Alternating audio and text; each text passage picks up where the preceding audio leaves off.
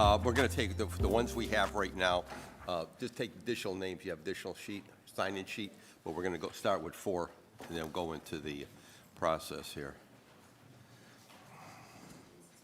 You know, he does this, doesn't let us know, Who's that? My wife. right?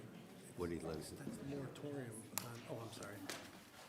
He extends the moratorium on utilities. And you're the chairman. He doesn't let us know.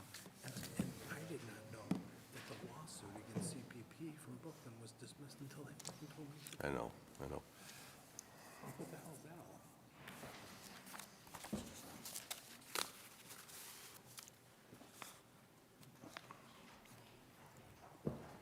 Madam Clerk, do you have the legislation?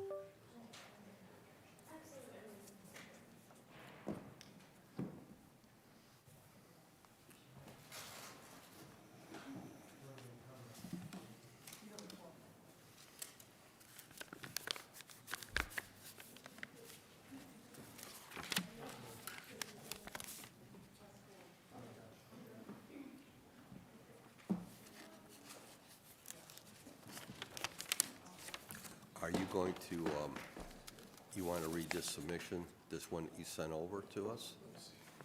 Because I'll have them run a copy of that for you. Okay, you don't want to read it? Okay. Okay.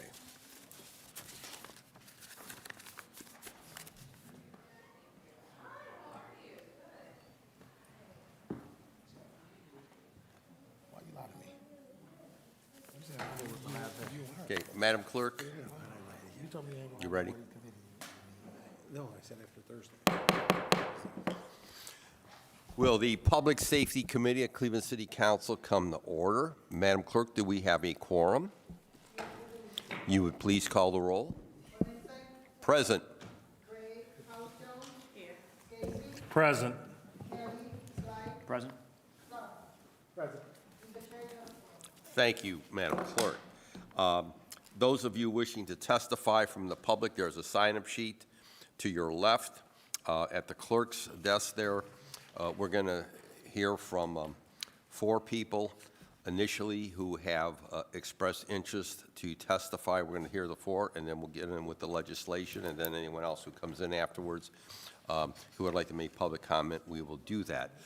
We are here today to hear ordinance number 1198, to start the process, 1198-2024, as amended by council members House, Jones, Slife, and Moore, an emergency ordinance to supplement the codified ordinances of Cleveland, Ohio, 1976 by enacting new chapter 147 relating to the creation of the Department of Community Crisis Response.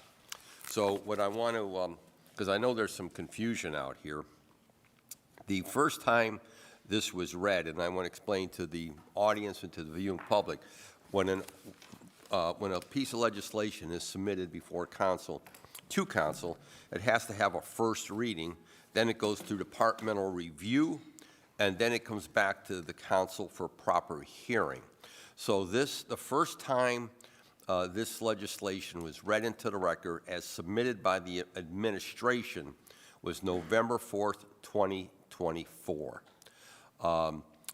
There's been contents noted by the Director of Public Safety, contents noted on 11, it looks like, I think that's 11/7/25 by Director of Finance, and there's no legal objection to the by the Director of Law on 11/10/25. So it came back to our committee and came back on the week before Thanksgiving week, and there were people, including members of administration, who were out of town due to the holiday. So that's why the hearing was scheduled for today, and I appreciate all my colleagues who are here in attendance and the audience that is here. I'm going to call upon the 4 individuals who have signed up initially to comment on Tanisha's Law. You will each be given 3 minutes to direct your concerns, your comments, your opinion to the members of the Safety Committee as it pertains to ordinance number 1198-2024 as amended, being referred to as Tanisha's Law. Our first speaker, who would like to come to the table, you can sit to my right, to the director's left, would be Michael Anderson. Michael Anderson is here. Please come up to the table. And I'm going to let you know who's going to be called in order. Michael Anderson, Pete Van Leer, Stephanie Ash, and Josiah Quarles, in that order. Mr. Anderson, welcome to the table. And I'll ask Councilman Slife if you would do the timing, if you can do that.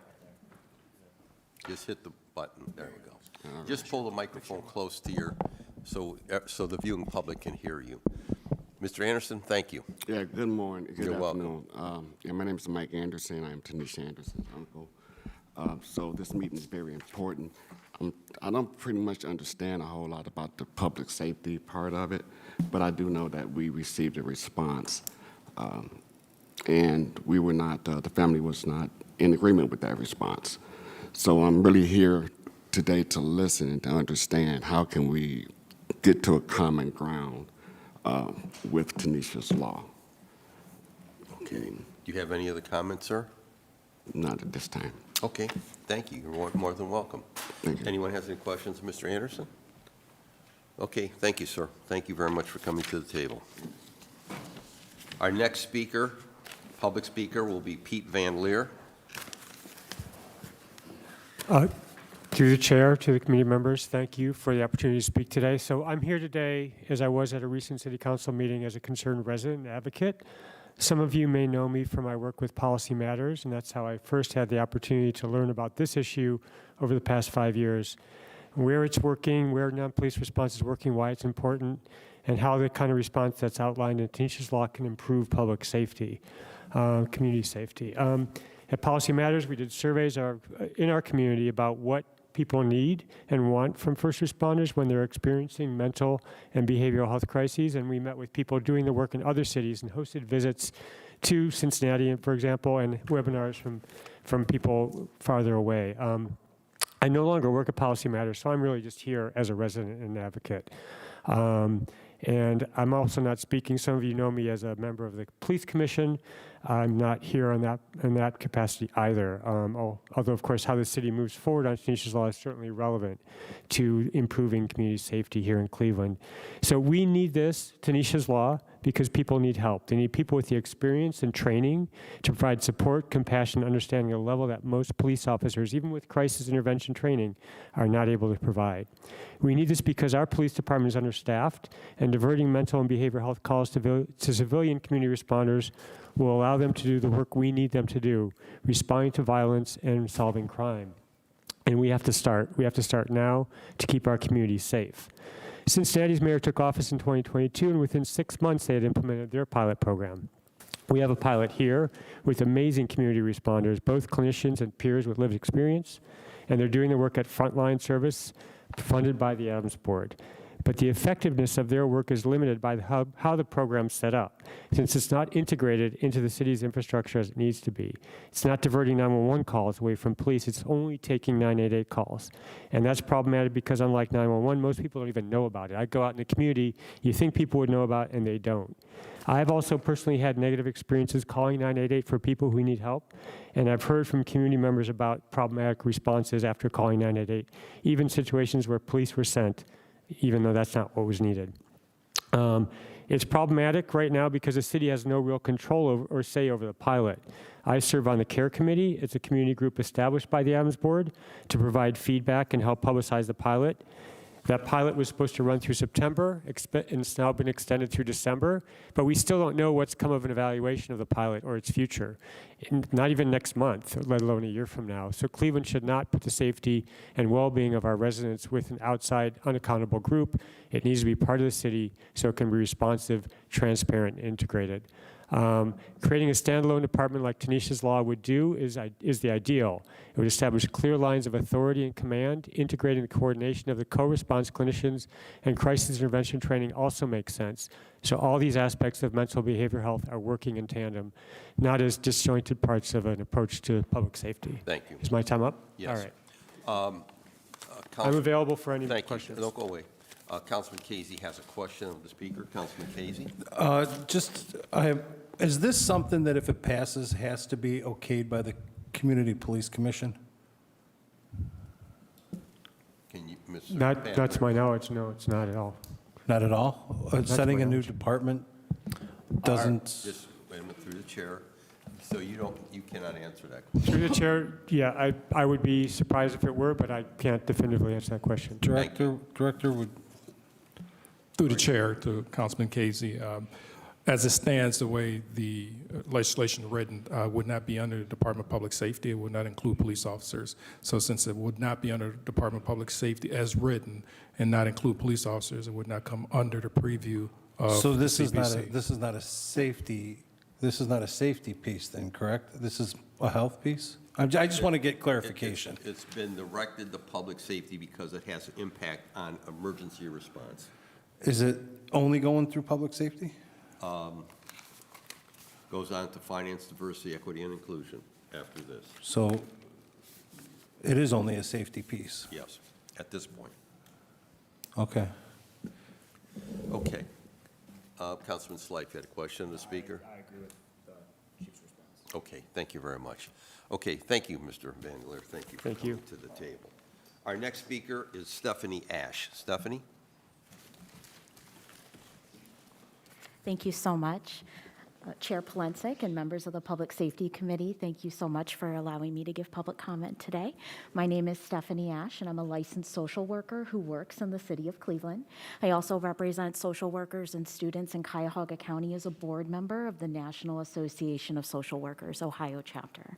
And I really wanted to come here today to speak about how important it is for a mental health crisis response. I spoke during public comment on Monday, and I definitely wanted to be here today to just emphasize how important it is that we have this specialized, skilled care available to Clevelanders in crisis. For me, it's really important that we create a new department.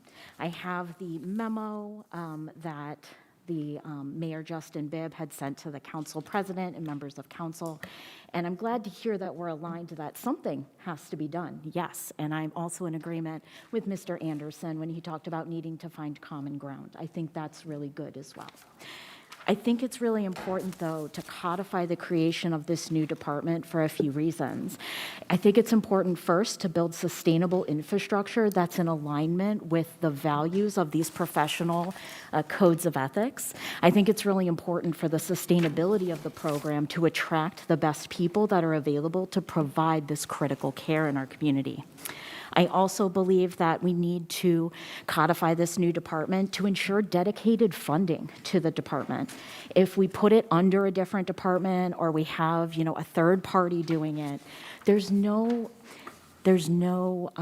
we can't ensure that it won't be erased by a new administration who maybe isn't as supportive of mental health crisis response. And lastly, I think it's important to codify this new department and codify Tanisha's law because we need a system that is responsible and accountable to the people. When you have something that is farmed out to a third-party provider, they may be skilled and they may be wonderful, but that there's a lack of accountability and responsibility for something that is so critical in our community. So I want to thank you again for giving me the opportunity and just emphasize that National Association of Social Workers Ohio chapter, including myself, we are very happy to help in building whatever this program looks like. We're happy to connect you with the mental health professionals who may staff this program and help design it. And I welcome any questions you might have. Any questions of the speaker? Thank you very much for attending. Thank you. Our next speaker will be Josiah Quarles. Josiah, excuse me. Ms. Quarles?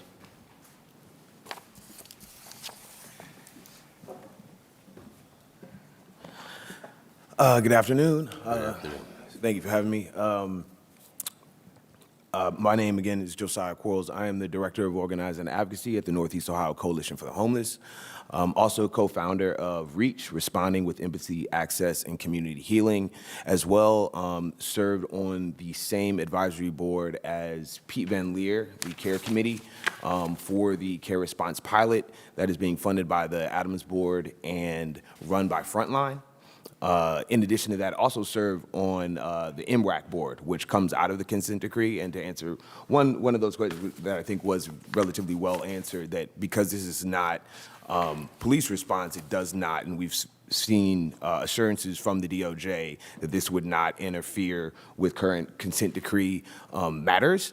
The reason that it does find itself in this position and the reason why it is of such import is because it does have very much to do with dispatch, which is run by the police. Right. So integrating that within dispatch so that there is no wrong door for entry is really important. Our folks have been using 911 for a very long time for a lot of reasons, whether it be a cat in a tree or a neighbor bother them, some music too loud, or something life-threatening. And so folks have been conditioned to do that. So we need to provide the services in the ways that people are most able to access them. CIT has been, expanding within our area, and CIT International has said that care response is the best response for these sorts of situations. We have a cyclical problem of mental health and poverty and incarceration at a very high cost, not just to the city, but for the individuals who are caught up within that cycle. And this is a proactive opportunity to engage with folks at intercept zero before there actually is any involvement in the carceral system so that they can be diverted to receive the care that they need, whether that is mental health care or whether that is just some physical care that is manifesting in a way that seems like it is mental health. So I think it's really important to pass this and also to embed it within the city. As serving on the care committee, that was something that community had to push for. The Adams Board was very much content to run the program as itself in a black box, and we don't believe that it's ever the appropriate way to do that. And so having actual community involvement, which leads back to the BJA grant, around dispatch. There's supposed to be a committee that is established to shepherd that mental health dispatcher into programming, which has yet to exist. And I think the last point that I'll make is that waiting for the call type analysis, which was the recommendation of the mayor's office, is something that we don't think is necessary to proceed. There have been studies across the country in many of the cities that do have these programs that recognize generally the types of calls that are able to be responded to. And as far as I know, there has not been a single incident of severe injury or death by either a responder or someone being responded to in any of the cities that have programs like this. So what I think we need to do is move forward and figure out how to build the structure of it as that data comes in and work with community and government to make sure that that data is integrated into the program. Thank you. Thank you. Any questions of the speaker? Without any, thank you very much for coming to the table. Because I might just still read that if you want. I do want to add this, and I should have read it when the amendment, because the legislation is as amended. There's no legal objection to this legislation if amended as follows. Number one, strike the fourth whereas clause in its entirety and insert the following. Whereas the city wishes to honor Tanisha Anderson, a beloved mother, daughter, sister, niece, and resident of Cleveland by putting in place these policies, and that was it, and signed by Chief Corporate Counsel for the City of Cleveland, Stephanie Melnick. Let me see what else. I do want to read as well. There was a submission, which is part of the legislation that has been presented to us by the administration. I'll read this in its entirety, so there's no question. This is dated November 10th, 2025. This was directed to the council president and all members of council, including myself as chair of public safety. The administration supports the spirit of Tanisha's law, and we wish to share the intent surrounding care response and non-law enforcement interventions where appropriate. However, the administration does not support the current vision of the legislation as drafted. This is not because of a disagreement with the intent, but because the legislation as structured today is not yet administratively ripe. Through the Connection and Protect Grant, a third-party call analysis will be conducted to determine the scope of need. which will provide clear insights into how this should be structured. Legislative action should follow that call analysis. Administration's commitment.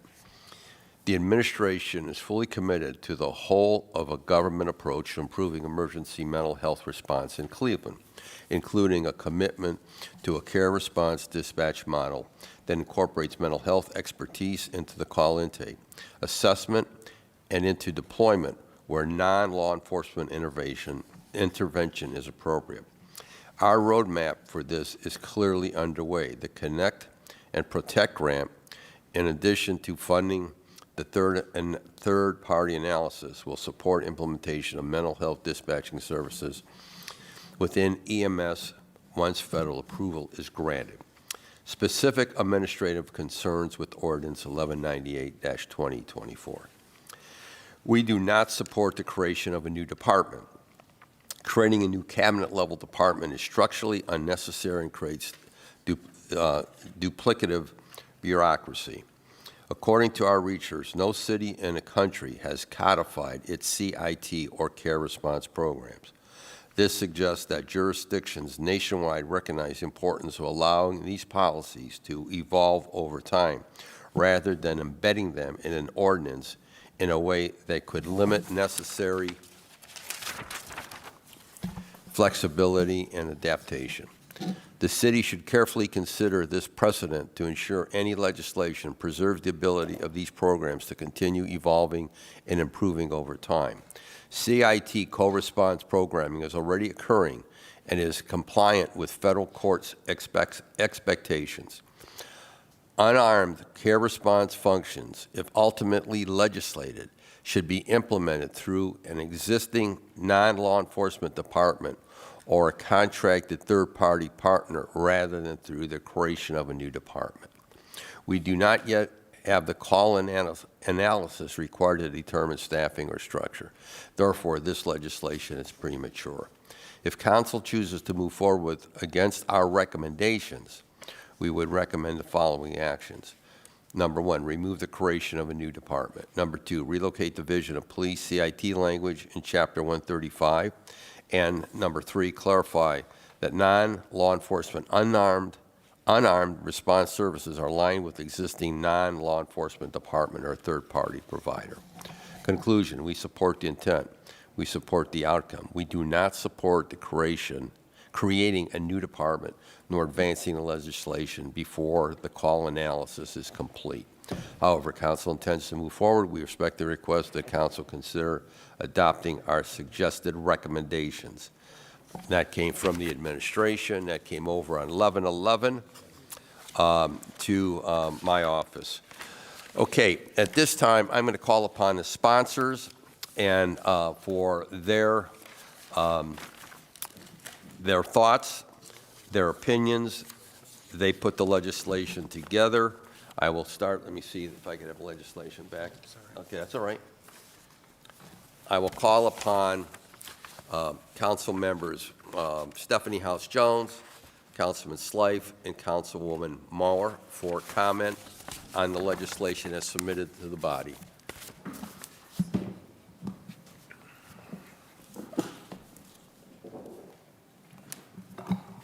You can remain where you want. If you could remain over here, that's not a problem. You don't have to sit here. Okay? I was trying to not block the. Okay, okay. I apologize. I feel like I started. Oh, y'all trying to be funny or something? Oh, yeah, right. Okay.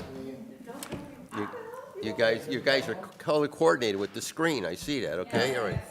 Okay. So I guess I'll advance. Okay. And why don't the councilwoman begin with a brief comments, and then I will Okay. tag along, and then we can. And then we'll ask for comments from the administration. Okay. Yeah, so good afternoon, everyone. So basically, a lot of people probably trying to figure out how did us three end up being sponsors to this legislation. I was actually, soon after I was elected and started serving in Ward 7 as the councilwoman, Mr. Anderson reached out to me in early 2022 to let me know about the work that him and, students at the Case Western Reserve University Law School have been working to Tanisha's Law. And I was like, okay, I wasn't, familiar with him or this work. And so from there, I actually worked with the policy team, and the policy team had let me know that Councilman Slife had been working on some stuff. And so that's really how, I had a partnership with Councilman Slife. And then I'm going to turn it over to Councilman Moore, who then kind of chimed in because of some of the work that she did. But we're all wearing purple today. The presentation is in purple today, just paying homage and honor to Tanisha Anderson, which is her favorite color. So, Councilwoman Moore. Councilwoman? Thank you very much, Chairman. And I'll just echo Councilwoman House Jones's sentiments that I think all of us have we've either learned from or grown with or reacted to the Anderson family and seen the way that this impacts Clevelanders. I think many of us have had lived experiences of loved ones who are in a mental health crisis. And, I have the people in my life who I worry about who gets called at what time and who might show up. And, do they have a badge or do they not? And what's going to help the situation and what's not? And then we see it all unfold in our wards all the time. And so knowing that there is a best practice out there that Cleveland needs to step up to was really critical for me, and I'm really grateful, particularly that Councilwoman House Jones and I were admitted to a national cohort of elected officials all over the country who have been learning from each other, visiting sites everywhere. We went to Chicago, we went to Pittsburgh, we learned from folks in Durham, Albuquerque, folks all over, just knowing that this is a national best practice and thinking about what we need to do to make it work here in Cleveland. So I'll hand it back to Councilwoman House Jones with that. Thank you. And I'll just say my path to this moment might just slightly different and less about even in one particular instance, but since coming into office, engaging with residents who have made me very aware of sort of, I call it the full suite of models of how to deal with mental health, public safety when they overlap and when they don't.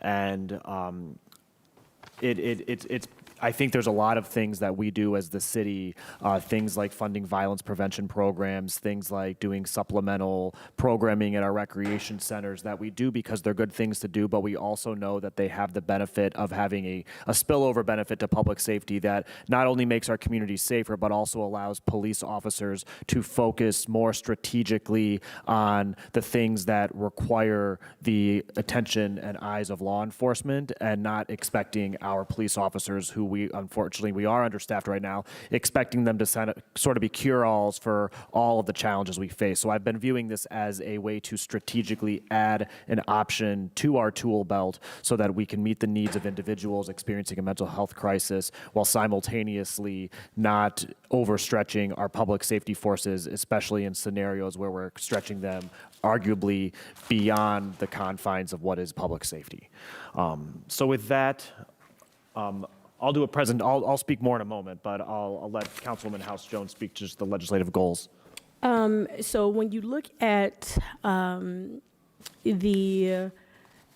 what's in the actual ordinance, there are a couple of things that you will find. First and foremost, we did introduce the idea of creating a Department of Community Crisis. And this is just based on, there was a thought and a belief that just if you look at the current trajectory of the pilot program, both in public safety and public health, at times it seems like this has not been prioritized and it has fallen to the wayside. And unfortunately, we don't see a real champion to actually evolving work that needs to be done and actually having a real decision maker. And so we thought in order for this work to actually get done, that creation of a new department will allow a level of say-so and being treated as an actual partner in this work and governing, and the creation of a new department would afford the opportunity for care response, community response to actually happen, and that's that part. When we talk about just being able to collect data, one of the things that you will find currently is data is everywhere if you can at all access it, and it is very important as we are making financial decisions, understanding what we are doing, how we are doing, and being able to ensure that we have that level of data is important. Along with some of the issues of having some minimum baseline training requirements and codifying it. One of the things people talk about, the federal consent decree and things of that nature, none of that, even when it comes to crisis intervention training, none of that is actually in our laws. And while, again, as everybody, there has been a recent push to get rid of the consent decree, where would that leave us? What does that mean for future administrations, future legislators, when you don't actually have legislated your actual processes of how you are going to care for your people. And then also, you know, the way how we got here is being in honor of Tanisha Anderson, who tragically lost her life when our family was reaching out for support. You know, Mr. Anderson, you know, initially we had sent something that's like, this is not just about Tanisha, this is about a community when we know that people are struggling, and how do we change and elevate our way of service to ensure that the appropriate people are responding to the crisis at hand. We know that here in 2025, we are not where we were in 2014, but ensure that that those things never occur again. We have to be sure that we are giving our future public servants the guide and the direction to ensure that it can be so. I won't read this because we can read, but just to let you kind of know the presentation order, linger, click. Okay, so just to kind of set the stage for everybody and my colleagues, I want to just briefly kind of explain the difference between crisis response, co-response, and care response. There's a lot of jargon out there and acronyms and things, but just for the sake of this presentation, breaking it into these three categories. The progression of the title in the middle of the slide shows that one has evolved out of the other, but I want to be clear that evolution doesn't mean replacement. These are three versions of mental health response that coexist alongside each other because they are all kind of catered to a specific need or the specific scenario. Beginning with crisis response, which we would really call CIT in our stuff through the consent decree. This is a solely a response from a uniformed police officer, typically maybe a police officer out of uniform, but a call comes in through 911, and officers who have mental health training, which I'll get into what we require through the consent decree, are able to respond to scenarios where an individual is having a mental health crisis. There's a need for this going forward. I can say a friend of mine was a 2nd District police officer and was called out to an issue and, you know, was fired at. Like, there are issues when, unfortunately, when people are dealing with, when we're dealing with mental health, where not everybody is in the state of mind to be acting in a safe manner towards themselves, towards others, especially when there's weapons involved. And none, I just want to underscore that none of this is to suggest that we should be so bold or brazen as to say that there's not a role for law enforcement in mental health as we move forward.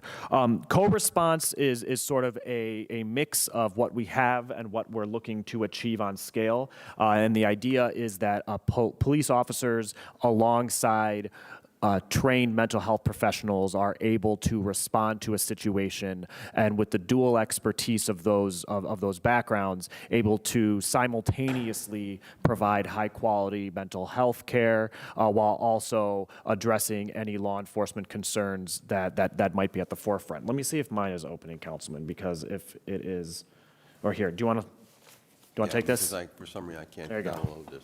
No worries. So care response, which is really what we're here to talk about today, is the idea that in many scenarios, an unarmed mental health professional is the most appropriate way to meet the moment. I don't want to give overly detailed descriptions of calls and challenges that my office has had due to privacy concerns, but I can think of any number of individuals who call my office and they're hearing a voice, or they believe there's people in their home, or I think we've all experienced it. I always say credit where credit's due. When I've called the Division of Police and asked somebody to go out and knock on this individual's door and see how they are and see if they need help, the Cleveland Division of Police does that in every single scenario. What my concern is, maybe the first time I make that request, it's understandable that there's going to be a public safety question. After the 10th time, when we know who the individual is, people have been there a couple times this week, I think there's a certain point where we can triage away, especially from public safety, and recognize that this is a scenario, given what we know, given who the individual is, given our lived experience, that this is an opportunity to divert this away from police and towards a mental health professional.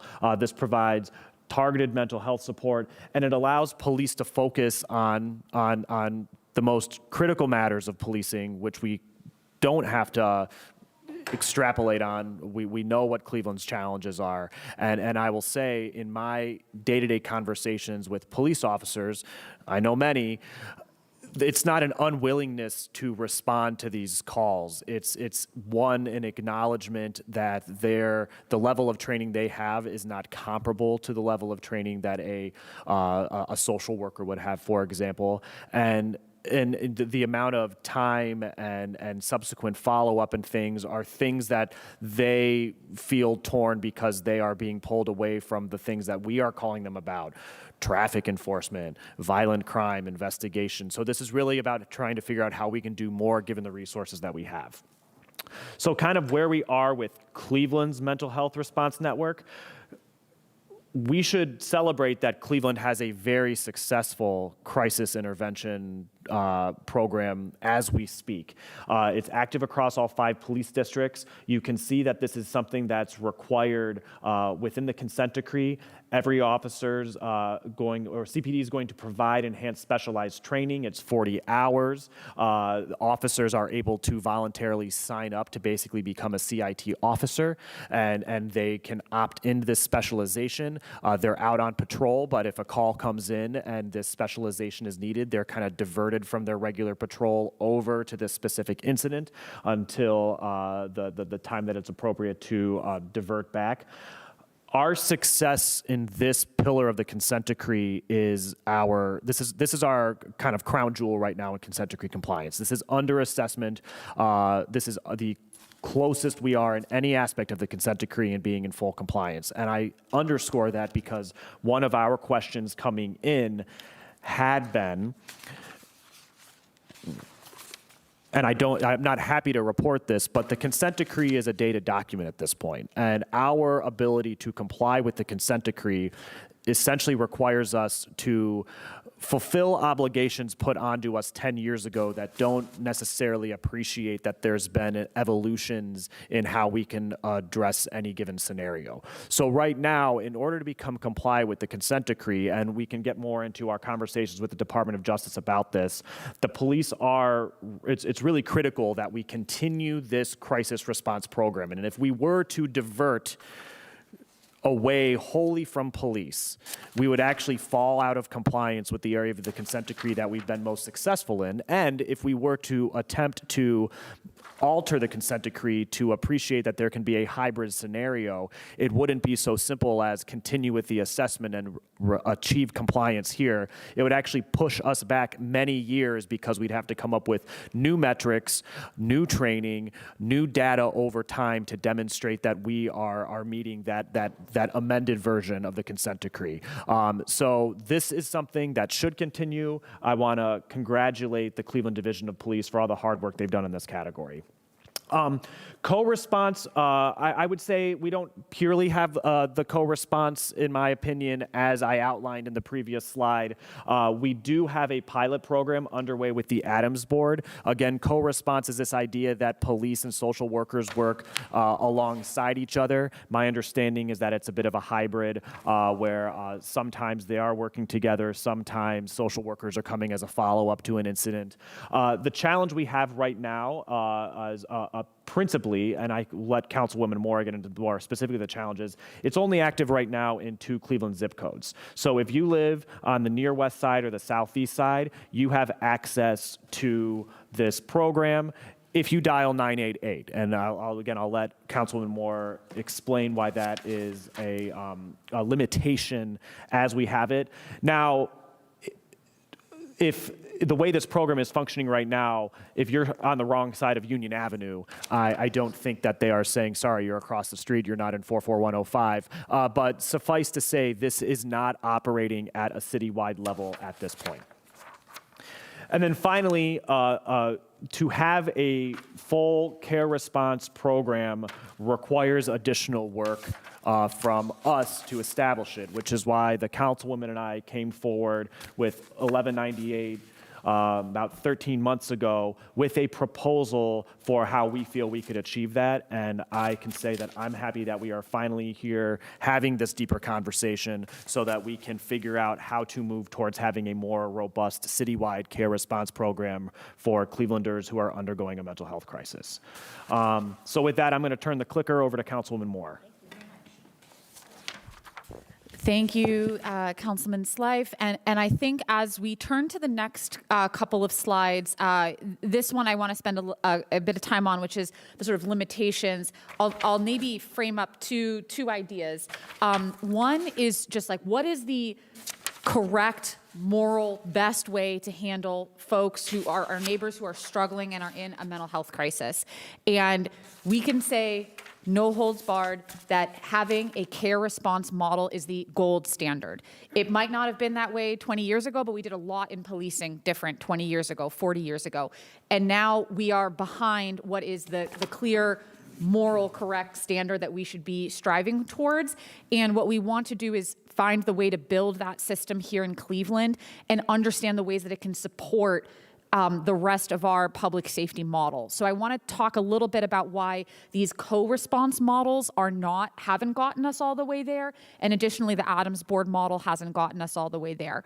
So the first, I want to really emphasize that we know through our policing system that we have a high volume of calls. Our officers are asked to respond to calls 24 hours a day, all types of calls, so many that when something is labeled a priority 2 call, a priority 3 call, the response times can be longer than we hear it all the time from our neighbors. They're a little bit longer than we want them to be. And we ask extraordinary and exceptional things of our officers, and they rise to the occasion, and I want to thank Chief Drummond for that. But one of the premises, one of the reasons that we're here is that we don't think police have to be the correct people to respond when someone is in a mental health crisis, that there are other folks who are better positioned to respond and who can then actually help officers respond to the types of calls that we want them out at, the types of immediate safety situations where we want a police officer on scene very quickly, something that might be labeled a priority 2, but maybe we can get them there faster if we are taking off of their plate these types of calls. Also, something that really educated me around this was just listening to Dispatch. Dispatch is it's on the public radio. I really encourage everyone in the audience, tune in for a night, while you're cooking dinner. Listen to the types of calls that are coming in, how Dispatch is trying to stack and arrange what's happening, everything that can go on in any given evening. And what you'll hear, you can just, I'm telling you, if you listen for a couple hours, you will hear a call that is requested for CIT, where it's requested for a mental health call. And what's happening there is we're having a police officer respond. But if we have a program where we could have a non-police officer responding, we could free up our officers to respond to other types of priority 2 calls that are currently getting shuffled down the board. So the last part of this that I really want to tie into is that I know that our teams are really proud of the co-response model we have, where we have both police and a clinician responding together, but they are not responding live. over 80% of the time. I was able to do a ride along with them. They're incredible folks, but because right now our policies require a two-man squad car to clear the scene before the mental health team and the co-response team can come in, we're essentially not getting to those calls live. Those co-response teams at the city are actually responding after the fact, days, sometimes weeks later. And so we're not actually integrated with dispatch. Now, we did have the Adams Board model. The Adams Board has had this pilot. I think something to emphasize, in addition to what Councilman Slife said, is that my understanding is that the pilot is ending soon. So the pilot is coming to an end. So even these two zip codes won't be covered in the same way. And then again, with those zip codes being integrated into 988, not 911, it just is not a viable program that will get us to that gold standard response we need. We have trained our citizens over the years to call 911 in a crisis. Not enough people will be calling 988, and what we've seen in other cities is that their dispatchers can then differentiate. They can be trained to say, hey, here is a 988 call versus or here's a mental health call versus a police call, and that's something they're capable of doing. If the council wants a baseline, we do have a current coding system, so you can look at how calls are coded even before the call type analysis. And if all you do is look at the codes that are labeled as 25 for EMS, those are psychiatric labeled calls, that's over 2,000 calls a year. So even if all you want to look at is EMS, things that are labeled as 25s for EMS, you're looking at over 2,000 calls that are already right now through dispatch being labeled as psychiatric situations. Lastly, I just want to highlight the point about the implied one-to-one correlation between public safety and mental health. I think this is a great line from Councilman Slife when you put this chart together, that basically the idea is that we think we can just sub out that public safety could go rather than a clinician and it would be the same response. But what we know is that it's not. What we know is that a clinician showing up can much better de-escalate, and that for many members of our community, just somebody showing up in a uniform with a badge and a gun can escalate things on its own. And so we know we don't want to pretend that it's one-to-one, and in fact, we are asking so much of our officers to be on scene in these situations when many times a clinician could be better. So we have models of best practices from all over the country. These are the 89 programs, and actually this is from the LEAP website. That's a law enforcement Action Partners, LEAP, and they have a really great timeline where you can see how these popped up over time. And what you'll see is that this really is in the last 10 years that we have started getting more of these, but they're growing rapidly, and we see successful models in areas that have similar demographics and size to us. And in fact, we were sort of bemoaning that we couldn't fly out some of the folks from Evanston or Durham to talk to us, because you should hear the pride and excitement with which both the non-police responders and the police officers talk about these programs. Once they get up and running, people are so excited to have a model that works for everybody.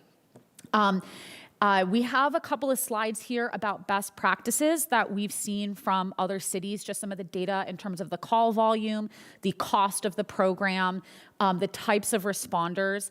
And, so here is Albuquerque. We also, this is the behavioral health responders. We have the A-team in Allegheny County, not that far from us, covering parts of Pittsburgh, and then Durham Heart, holistic, empathetic assistance response teams.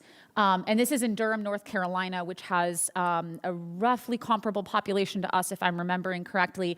And they have, their model has just been exceptional. It has expanded, and they're now handling over 8,000 calls that are, again, freeing up their EMS, police officers, and first responders. So with that, I apologize. There's one more slide here from Evanston. I'll hand it back to, I believe, Councilman Slife for the legislative details, or do you want me to do this one? Oh, okay. So on this final slide, we're talking about the specifics of the legislation as presented before you today. The biggest, there are numerous levers, right? And I think if we can walk away from here with a mutual understanding that we want to do this, then our question, of course, is how. And we have a version here that has been painstakingly researched and drafted with our partners at Case Western alongside the family of Tanisha Anderson. So this launches a Department of Community Crisis Response. It codifies the existing co-response program, so that way it doesn't go away under the consent decree. And then it establishes unarmed response teams, i.e. care response. It requires data reporting on effectiveness, fiscal impact, annual reports. Albuquerque has annual reports, and they're really, really great to review. So if you want examples of what that could look like, we have those available. And then it also codifies the consent decree required CIT training for officers. I've come to distill this into two big ideas. There are basically two ingredients we need to make Tanisha's Law work. We need integration into dispatch. It needs to work with 911, and there needs to be people to be dispatched. And where those people live, i.e. in their own department, is what matters. And I think you've heard arguments about, or you might hear today about, should those be third-party people, like the Adams, should we just take the Adams Board program? And I think one of the things we're here to say is that this works best, and the gold standard is when those teams are housed at the city, and also not within public safety. They're not a public safety branch, they're their own branch. And this, as drafted, envisions a Department of Community Crisis Response, and I think that should absolutely be the starting point. And I will, with that, hand it back to, oh, am I doing this one too? I apologize, I thought oh, okay, so I apologize. We're looking at,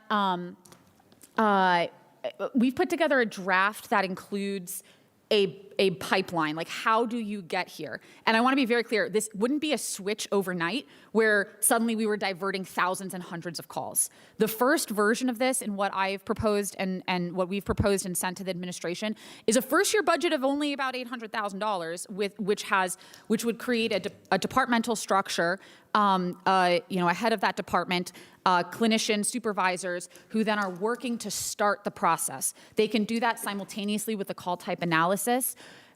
I frankly propose, we already have these co-response teams that right now aren't responding live. We could pilot live response with just those teams until in future years we can hire in the clinicians. There's a lot of ways to ramp up to this, and we don't have to start with flipping a switch where thousands of calls are getting diverted. But unless we put the structures in place with legislation, we will never get there. We have to start with a baseline and a model. And so with that, I will hand it back to Councilwoman House Jones for the timeline. So I just really wanted to take the time to go through what we have done since July 22nd. As you can see, we had the conversation with Mr. Anderson and the team. They sent over the draft of legislation that they had worked on years prior to us joining. In November of 22nd, council passed legislation that gave us this start, or more of a start, when it comes to CIT co-response program. January 2024, which was the Connect and Protect grant, where we were supposed to have a call analysis done, which is a connection. Like, again, that's one of the things in our learning is if 911 is not working, you don't have all these different programs. July 2024, there was a request from the administration to provide feedback from Tanisha's Law, because we've had the language for a while. In September 24, we actually met to kind of go over people's thoughts, concerns, issues. October 24th, we as a group actually reached out to the monitoring team, because that was part of the issue, is that the administration had shared with us, we can't do care response because of the consent decree. And so we were going back and forth, even though we had come to an understanding, if you are, the consent decree is the foundation. You can go up and beyond that. That was always our understanding, but we were on a consistent back and forth. And so we got to the point where we just said, well, we're going to introduce the legislation, because we believe very strongly that the community, we need to have real conversations in an open forum where there is disagreement, and that's where we are. In February of this year, we actually got an official an official response from the Department of Justice, and I want to actually take a moment to read it so that we are very clear. This is from their letter. It is our understanding that paragraph 156 applies to calls for service which necessitate a police response, not calls for service which do not require a Cleveland Division of Police member to be dispatched. Other paragraphs of the consent decree include the first paragraph of the crisis intervention section, expressly contemplate non-police responses. See Section 131, CDP will build upon and improve its crisis intervention program with the goal of reducing the need for individuals with mental illness to have further involvement with the criminal justice system. It is our understanding that the parties have long acknowledged that the existence and use of alternative to police dispatch in Cleveland. Indeed, in September 2024, the Monitor and the Department of Justice approved dispatcher training required by paragraph 141. That training included the ability for dispatchers to utilize alternative in-person or telephonic responses to calls for services either in lieu of police response or as a supplement to police response. Some existing alternative responses include 988 for basic questions about assessing mental health and substance use disorders, mobile crisis team operated by Frontline Services, Children Response Team operated by Frontline Services, Warm Line Services operated by Thrive, Care Response operated by Frontline Services, and Mental Health Response Stabilization Services operated by Belfair Children's Services. In sum, the consent decree does not prevent the city from utilizing non-police response to individuals in crisis when appropriate. Use of alternative to police response when appropriate are intended to lead to better outcomes for individuals. Such alternatives may also become a force multiplier for CDP, freeing up sworn members for responses to calls that necessitate a police response. We hope this clarification resolves any misunderstanding about paragraph 156. So that was that. Next, we went, as Councilmember Moore indicated, her and myself, we applied to Local Progress's Community Responder Cohort, which currently offers ongoing technical support for the city if they choose to utilize it. And in this, we were with colleagues where we really understood, we got the opportunity to tour and go to the A-Team, that's the Allegheny County, to go into their dispatch center, to go through. And it's just, it was just that experience where we came back, which prompted us to do a site visit to our own one, right? Because who knew that was an option? But we were in a space that was welcoming, that allowed us to learn best practices. We got an opportunity to go to Chicago to learn about their care system. We heard from Evanston, Illinois, where one of the things that really was just, I feel like, really amazing is, it is codified, but actually their care response is in the Department of Recreation. We was like, what? I mean, so there are some amazing things going around in our country leading to some great results that center people to ensure that the appropriate professional is responding to the appropriate crisis at hand. In June, and I forgot to mention, which I probably did, there is, and it was in February, I forgot to mention this. We actually, because people have asked, like, where has community been in this? So in February of this year, we actually have established a Tanisha's Law Advisory Team. And I want to say thank you, to our initial ongoers, and because I'm going to make sure I call them by name because it is very, very important to acknowledge that, which is made up of Mr. Anderson. We have the Case Western Reserve University Law Clinic with Professor Aisha Hardaway. We had the team from Policy Matters, then Bree Easterlin, Pete Van Leer.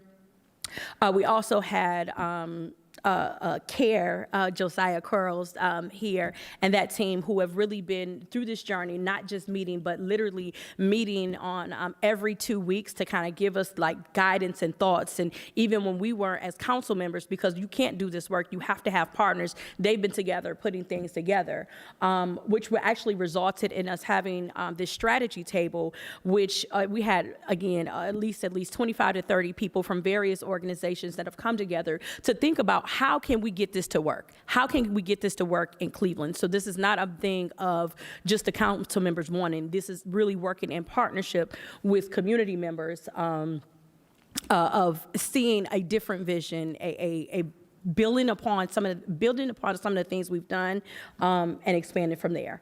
As we talk about in July, there was a community letter made up of 29 people, entities, urging the administration to look at supporting a CARE response. Again, in August of this year, there was a Power Alliance a letter that included Tanisha's Law as part of their policy platform. In September 25th of this year, the Department of Public Safety wanted, I guess they put the official modification of their budget and rescope of the Connect and Protect grant. We are mentioning this because a lot of people don't realize in 2023, Council approved legislation to do this work of a call analysis. And it wasn't until earlier this year that we figured out that it hadn't been done. And it wasn't communicated, it wasn't updated, and so we've been having some barriers. And then November 25th, we got the formal response from the administration, and as well as approval from the Bureau of Justice Assistance to move forward with the Connect and Protect grant. And at the end of the day, like, I hope that we can get to a place where we can move forward, but it has been extremely frustrating and disappointing to work. No, we haven't been working together. We haven't. I can speak specifically from my perspective, is that as much as a difference that I've, in good faith, really trying to work with the administration, it just seems like the administration has been very unwilling to even listen, to be a partner. And even in the response that was presented last month, I'm like, this the best that you can give after over a year? Like, I mean, it's like, how do you say you want to be a partner, but you don't even give real guidance? It's just like, well, it could be somewhere we don't want to partner. And I just feel it's just so disheartening when we know, like, you're not the smartest person in the room. You know what I'm saying? And again, people ask, like, there have been questions from colleagues to say, well, why is the administration resistant? I don't know. I can't answer for you all, right? But I know that you all aren't giving guidance. So without guidance, this is what we have. And I hope that we can get to the point, and then people have pressed us, well, why we need to figure this out behind closed doors. It's just gotten to the point where that doesn't seem to be working. Having really working in earnest, in action, to ask real questions, and then you just get like whatever from the administration. It's like it's not a priority, and it's like, how do we move forward? Because people deserve the best from us. So I'll end it there. That next slide's question, I think. Oh, yeah, questions and answers. Yeah. Okay. Thank you, sponsors. I do have Councilman Starr. I don't know if you want to, Councilman Starr, you have a question on the sponsors, or you want to wait till the administration makes their presentation? Okay. Director, Assistant, oh, excuse me.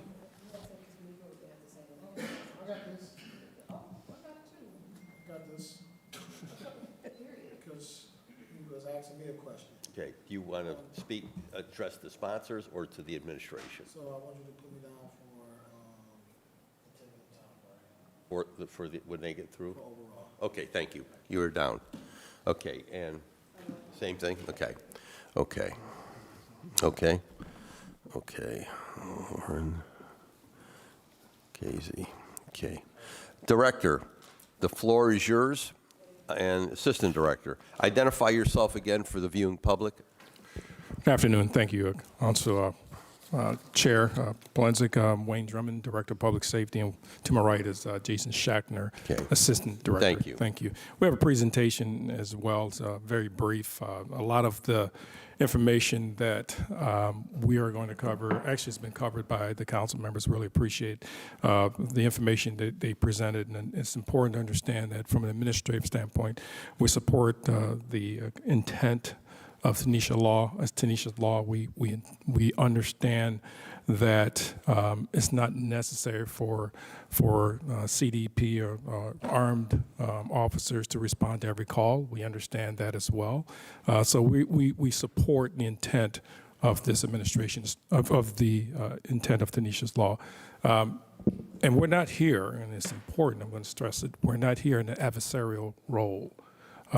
We understand what the sponsors want to accomplish, and we want to get there as well. It's just how we get to that particular point. The Crisis Intervention Program and Co-Response Program that currently exists or lives in the Division of Police is what I consider the gold standard relative to how our police officers who are now trained, every single police officer within the Division of Police are trained for crisis intervention. And as stated before, and again, I'll probably repeat some of the things that was articulated already. There are officers who are specialized CIT officers. We have licensed clinicians now who are not police officers. They're licensed clinicians that work with our specialized trained, CIT trained police officers that respond to sometimes live to situations, crisis, folks that are in crises. And the reason why I say live is because, and it's personal to me, and I've mentioned it here at this table, and I've mentioned in other meetings and so forth. I have a cousin that suffers from mental illness, and she is currently in California now in a facility. And when she's out, she interacts with the police on a regular basis. They're the ones that I've encountered with, been very compassionate with her. I know because she tells me. So I've had experience with her here in Cleveland before she went out to California, where I had to myself call our crisis or co-response members to respond live to her crises at my mother's home. And at the time, I was the chief of police. I had the capacity to monitor their interactions because I went live on their body camera. So I watched, and again, I repeated this before, and it's important to kind of lay a foundation and context. Watched the co-responders, a police officer, specialized training, as well as a licensed clinician, respond to my mother's home, where I grew up in, on 95th. Showed nothing but extreme compassion to my cousin in their treatment of her. They worked with her almost, it's well over 2 hours to get her to comply willingly. EMS responded to the location, and EMS transported her to get treated. And that's why I said this is the gold standard, in my opinion. It was mentioned before that the monitoring team, independent monitoring team, did an assessment for our CIT program, and they did, and they're complete with that assessment, as a matter of fact. Just completed this year, and there was I'm happy to report that we passed all sections with substantial and effective compliance of the CIT program. And that's important. That's extremely important. I know it's not a care model response, and we're working towards that, but that's really important to understand that we have officers who I believe are well-trained. We have other officers who are specialized CIT trained and clinicians that are working every day, and every day on 2 shifts to provide a service to our residents who are in crises. Do I believe that they should be responding to every single call for service? No, because our armed officers, no, I do not believe that they should. That's why we have this program in place, and I believe this program is working very effectively. I'm going to go through the program, go through the slide here, and bear with me. And this is starting with our CIT program. And I also have an audience with me in case there are specific questions about it.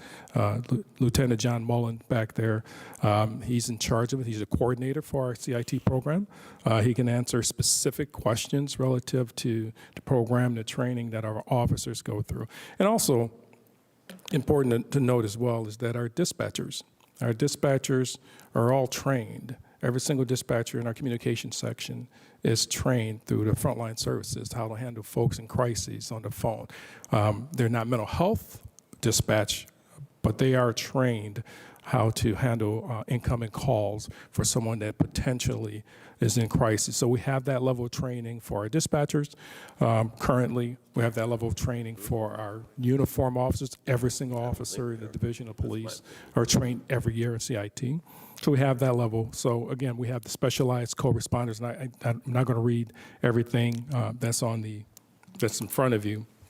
But it's important to highlight some of the things on there. My eyes aren't that good, so I'm going to have to get on my phone, so bear with me. I should have brought my glasses with me. So bear with me as I go through some of the slides here. And so there, okay, you have the specialized co-responder teams, which is a CIT trained officer paired with a licensed clinician to respond to mental health, substance use, and behavioral health crises citywide. Of course, I said it was led by a CIT coordinator, which we have currently, and a clinical supervisor. Clinical supervisors and the teams work day and afternoon shifts, and they do respond to live calls at times and conduct risk-based follow-ups. The officers are there to make sure that the scene is safe. And we have documentation and compliance. And ultimately, it's about the safety and have the outcome focus for the folks that our folks are dealing with that are in crises. And this is the current process I've talked about a little bit relative to our current dispatch process. The call is triaged. Call is then transferred to fire, EMS, or police. And one thing that we've committed to during our conversations, during our meetings, even with the co-sponsors, is that we're committed to adding a 4th component when a citizen calls into our 911 center. Generally, it's police, fire, EMS. Our commitment is that we'll also include mental health. We can come up with the right terminology, but that's our commitment, that we would add that to our dispatch center. And then, of course, the last slide there is CRT, and officer dispatched to a mental health crisis situation. As you can see, again, I'm not going to read every single thing that's up there, but our plan is to, through the Connect and Protect grant, is to have a call type analysis. That we're still going to do that. Coupled with having, through the Connect and Protect grant, mental health dispatch through our EMS, emergency EMS folks will have mental health dispatch under them. The professionals, EMS, once the calls are come into EMS, the mental health dispatcher will determine whether or not EMS needs to respond or it needs to be police response, and make sure that the appropriate response is sent out to whoever may be in crises. So that's our future dispatch process. And then this is the Connect and Protect grant status. It was, again, I'm repeating some of the things that was already mentioned from the co-sponsors and so forth. We're in the process. Once we get the final approval, we'll start the process. This is important. I mentioned before about having the mental health dispatch live in EMS. And I have Commissioner Wheeler here, he's the Commissioner of EMS. He's here. He's starting a program. This is EMS Community Outreach and Engagement. As you can see there, they've visited Columbus, and there are some of the programs that they have there, and they learned quite a bit from it. We are hoping to implement something similar here through our community outreach, which will have an EMT or paramedic respond to individuals that are in crises so we can get them the appropriate level of care they need. And this is a program that we will be implementing through the Division of EMS. And again, this is a little more information into the actual program itself. I do have, and I don't want to read every single part of that. I have Commissioner Wheeler here who can actually get into more of the specifics of the program and answer questions as well. And that's it. We're available for questions. Again, we have, CIT coordinator here, Lieutenant Mullins. We have Commissioner Wheeler here. Have Assistant Director Shackner to my right. Again, we're here to answer questions. Again, we are here in a supportive role. Thank you. We understand, and we want to support this. Again, it's just how we come about it. We do not support, and I have to say that we do not support creating a new department. Thank you. Would all three of those individuals come to the table that you just mentioned? Yeah, Lieutenant Mullen, Commissioner. Mr. Wheeler? Come to the table. Thank you. I have down, I have Councilman Starr, Councilwoman Welch, and Councilman Casey again, and then others. Yeah, I'll add you to the lister. Before I call upon my colleagues, to the viewing public, in layman's terms, walk us through right now what happens. I call EMS, and I have a family member that I know has issues. What do you do now when I call you 911 and that individual is threatening violence or maybe against themselves? What do you do now? Okay, to the chair, the scenario that you just talked about, someone called, it's going to go to our 911 dispatcher center. And in our 911 our communication control section, we have call takers and we have dispatchers. Call takers answer the phone. They'll, again, police, fire, EMS. The individual will say what it is, EMS. If it's EMS, they'll send it to the EMS dispatchers. If police, they'll take the information, start asking questions to clarify what's going on, see, again, what's the level of response that's necessary. But what I'm trying to get to, see, if I identify that this is a family that has mental issues, what do you do what do you do now? At this particular point, if they're depend on what is going on, if it's strictly medical, it will go to EMS. Go to EMS? Yes, sir. But what if there's a potential for violence? If there's a potential violence, it's going to go to the frontline zone cars. So, but now I'm just a resident in the neighborhood and I see somebody acting, I'm at the store and someone's acting just bizarre. I don't know if they have mental issues. I don't know if they're under the influence of drugs or alcohol. So what do you do in those cases? That's a great question to the chair and to the council members. In the scenario that you're talking about, which happens quite a bit actually, that will go again right to 911. Again, they'll ask the questions, police, fire, EMS. In this particular case, they'll probably say police. Okay. And explain what's going on. The dispatcher, again, all of our dispatchers have crisis training to determine what's going on. If they can determine from the questions that they're asking the person is calling, that is strictly medical, that call will be diverted to EMS. Otherwise, it is going to go to a zone car to respond to that particular situation. Okay. And to the chair, speaking with our communications bureau, our dispatchers are able to and are trained to identify whether there is a mental health component. And if there is, they will call out on the radio and ask the CRT team to go to channel 4 if they're available and direct them to the location. If there's no team available, they'll ask for a SCIT officer if they're available in the district to be sent over. So again, to the viewing public and to the members of the body, Tell us how the CIT team works. Are they dispatched by 911? Who actually does this? Who calls them? Who dispatches them? Yeah, Lieutenant Mullins can answer Okay, that. Lieutenant.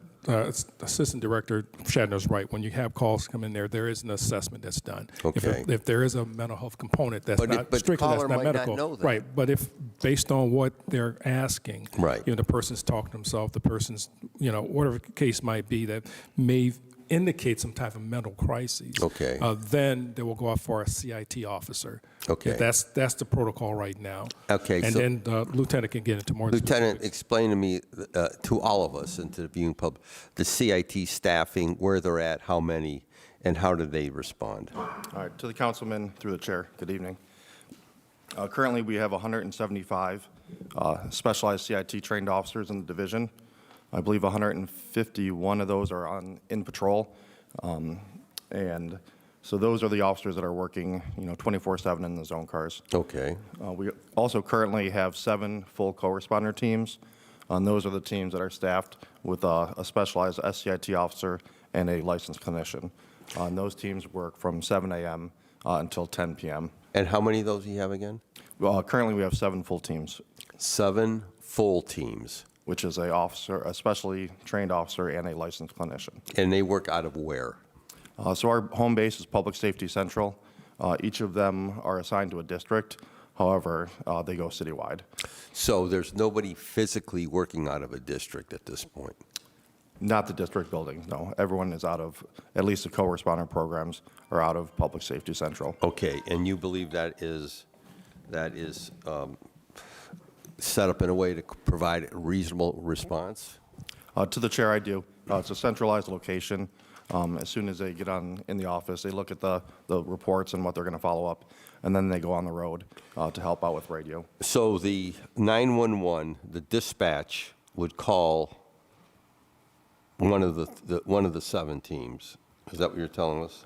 To the chair, so it could happen a couple ways. A CIT call could come through to a zone car. Okay. And even if it's not dispatched as a CIT call, if the officers go and realize that there is a CIT component, then they would go out for an SCIT officer, which is working the zone cars. And then the co-responders would be listening up, offer to go to that. And also, if there's instances where it's kind of a tougher case, they would probably directly ask for the co-responder teams just for their expertise. So what do we do after 10 o'clock at night? After 10 o'clock at night, the co-responder teams are off duty. However, we have those, the 175 SCIT officers. And so has there been any, to the director, has been any internal discussion about having people working from when do you start in the morning? The first team gets there at 7 o'clock in the morning. So has there been any discussion of working someone or a team or teams from 10 to 7 a.m.? And at this particular point, the reason those hours are selected is based on the data that we have. Those are the prime times for calls for service. But also, there was one slide that I did not show. And this slide I thought was really important to highlight what our officers are doing in the city of Cleveland to serve our residents that are in crises. Right. And this particular incident that I did not show, because I believe it's about 18 minutes, maybe a little bit Okay. longer, happened at 3 a.m. right before Thanksgiving this year, where the officers received a call for a male that was in crisis at Yes. the Greyhound station on a bus, refusing to get off the bus and so Right. forth. And 2 officers at 3 a.m. responded to the Greyhound station, the individual in crisis, refusing to get off the bus. They wanted him off the bus. And then the actions of the 2 officers, by the way, one being a probationary officer, also trained. Neither of the officers were a specialized CIT training officer. And to see the 2 officers in action based on their body camera footage was, again, very compassionate. I can tell you that to watch them in action, this is emblematic. I'm sorry because I get really passionate about this, of the actions of our officers on a regular basis in Okay. the city of Cleveland, how they're treating individuals who are in Okay. crisis. And again, it's a long one, but just to highlight it, they spent time with this individuals trying to get from Cleveland to Dayton. the officer, and again, I wouldn't advocate this, but that's what he did. He felt that the best way to take care of this situation, he paid for this individual through Uber to drive from Cleveland, Ohio to Dayton, Ohio, to alleviate the situation and so forth. Not advocating for that, it's just how they dealt with this particular situation. And again, they were not specialized CIT trained, and didn't have a licensed clinician with them, and one of them was a probationary officer, and they handled this situation. But again, I believe that's what's happening across the board with our officers and how compassionate they are in the training that they have to deal with individuals who are in crisis and so forth. And again, I could show it, but That's all right. I'm Thank mindful you. of When the we time. might, at some point, we might want to watch it. I hope that officer was reimbursed. I'm not sure if he put in for it, but he would be. Okay, I would hope he But would yeah, be but the whole reimbursed. point of it is that that's, again, it's what happens on a Okay. regular basis with our officers and when Okay. they're dealing with folks in crisis. And we all know, and I think you want to reinforce, we know we have many dedicated men and women in the Department of Division of, in the Division of Police. We know that for a fact. How many actual clinicians do we have? To the council, people through the chair, we currently have 7 clinicians, and then we will have our 8th one that is starting. He started this week, but his first week is orientation at Murtis Taylor. Next week, he's going to go through our SCIT class, so the week after is when he'll come to our unit. Okay. Are they employees of the city of Cleveland? To the chair, they are not. They're employees of Murtis Taylor and also Frontline Services. Okay. So we contract with them. Yes, sir. That's a requirement contract we have in place? To the chair, I believe it is. I can double check. Okay. But we have a I would contract like with to them. know That's what- correct. and what the cost of that is, of that contract. So it's your testimony, before I go to questions on my count, your testimony at the table today, this is what I'm trying to understand. You believe that the present system we have in place is working? Yes, the system they have in place is working absolutely. Our co-responders program, a CIT program, yes, is working.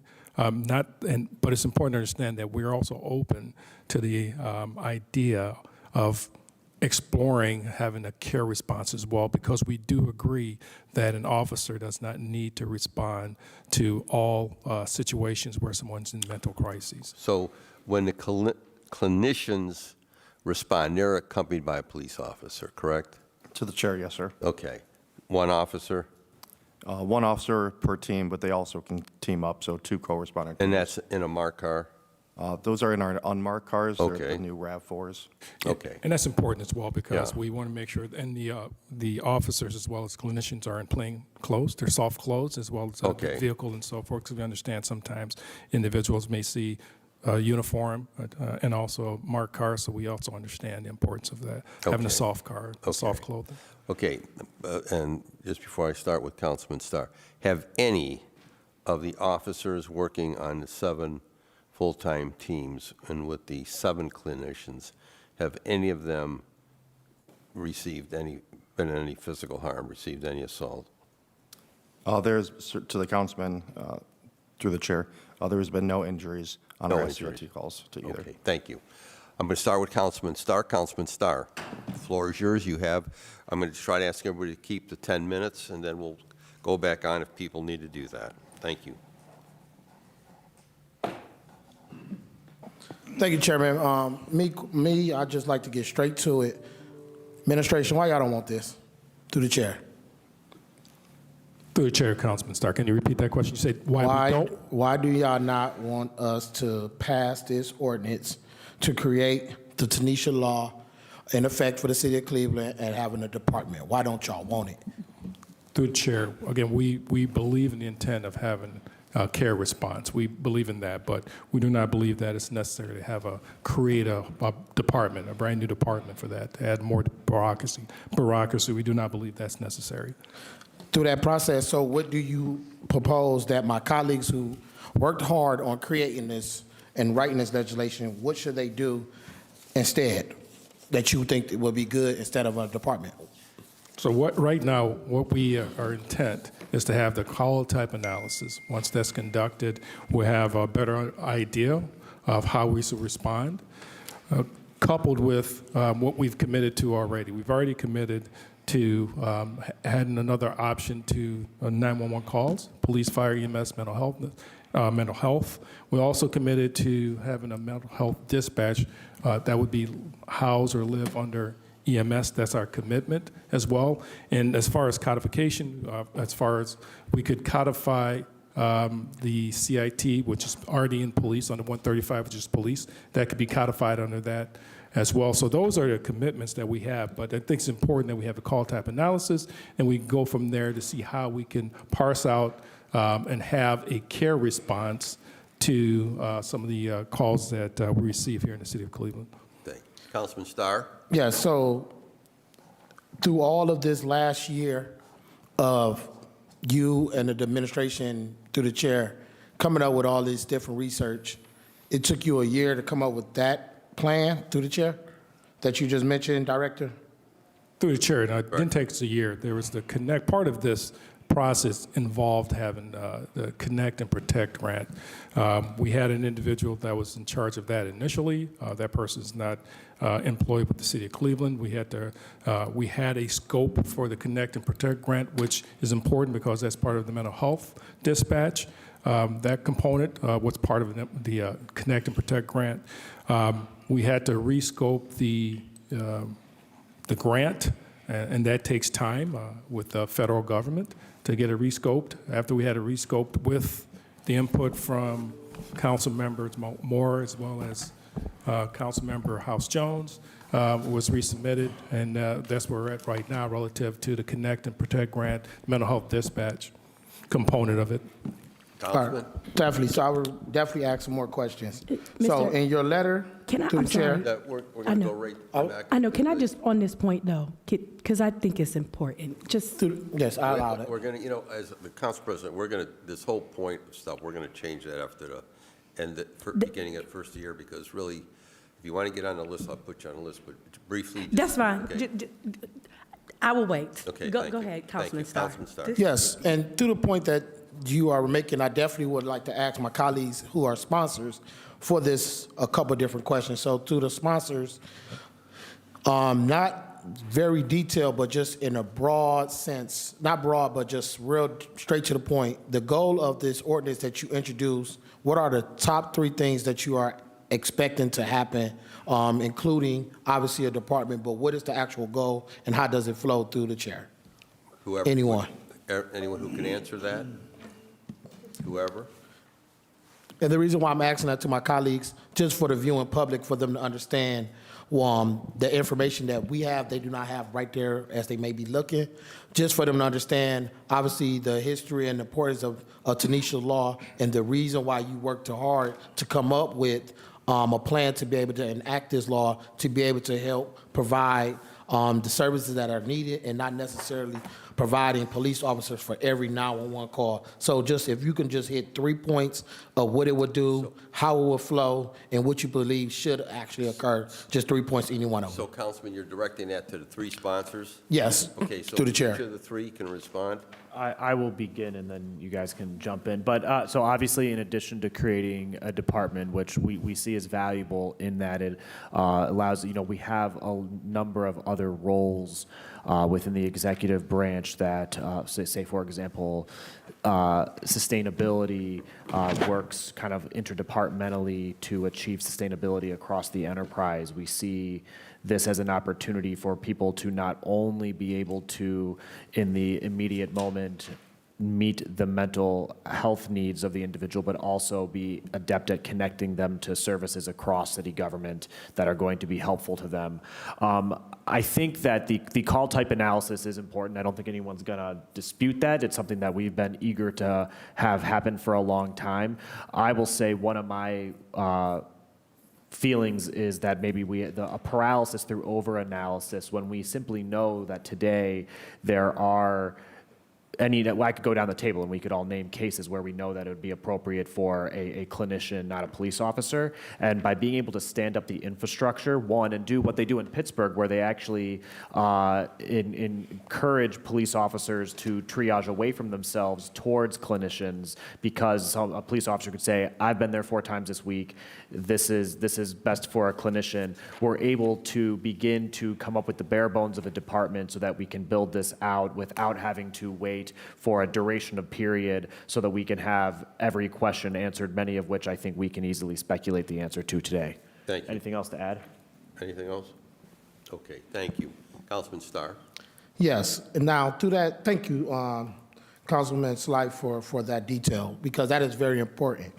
Now, when I'm looking at this response that came from the administration, in your letter responding to the sponsors, you indicated that no city in the country has codified CIT or care responses. But according to this research of Law Enforcement Action Partnership, there are at least 3 cities that had codified these programs. And through those cities, can you explain the disciplinary based on the administration's research? Through the chair. To that directed to the administration? Yeah. Through the Okay. chair to the councilman, I did look at LEAP and overall that 89 route, and looking through it, they are mentioned in the code, dependent, but the actual department and outline as of what it does is not codified.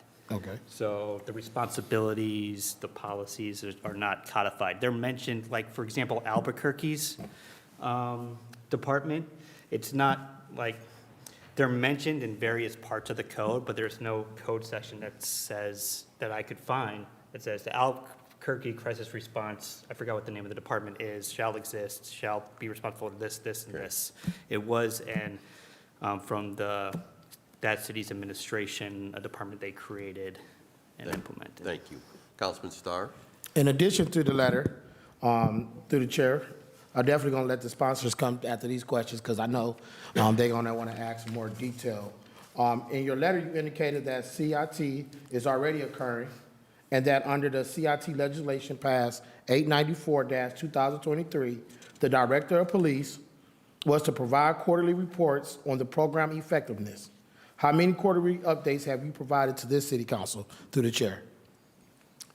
Director? Assistant Director? Through the chair to Councilman Starr, I don't have that information presently in front of me. I can get that for you. And the reason why I asked that question, because we took a year to get here. Those type of information within a year should be automatic. It should be automatic. So therefore, if we want to talk about a partnership is not just one side. It's both sides working, reaching the medium.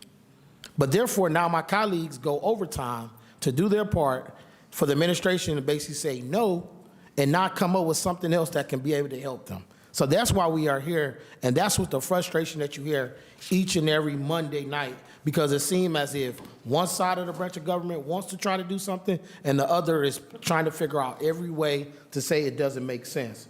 So to my understanding, the administration indicated back in June 2025 that the council would be briefed before the implementation of the program and before any substantial changes to amendments to the Connect and Protect grant. When did the administration brief the council on its initial implementation, and when were the subsequent updates regarding the changes and amendments to the grant was provided to the chair? Through the chair, I don't have the dates in front of me that we actually met with a couple of the council members. Don't have that date in front of me, but part of the conversation involved the rescoping of the grant, and then sending the rescope. Well, even before rescope, it's send the grant and propose rescoping to the council members that were part of this meeting for their input in the crafting of the rescoping of the grant. I don't have the date in front of me. Go ahead. Through the chair to the council member, and I want to be completely transparent with you. Yes, we always are.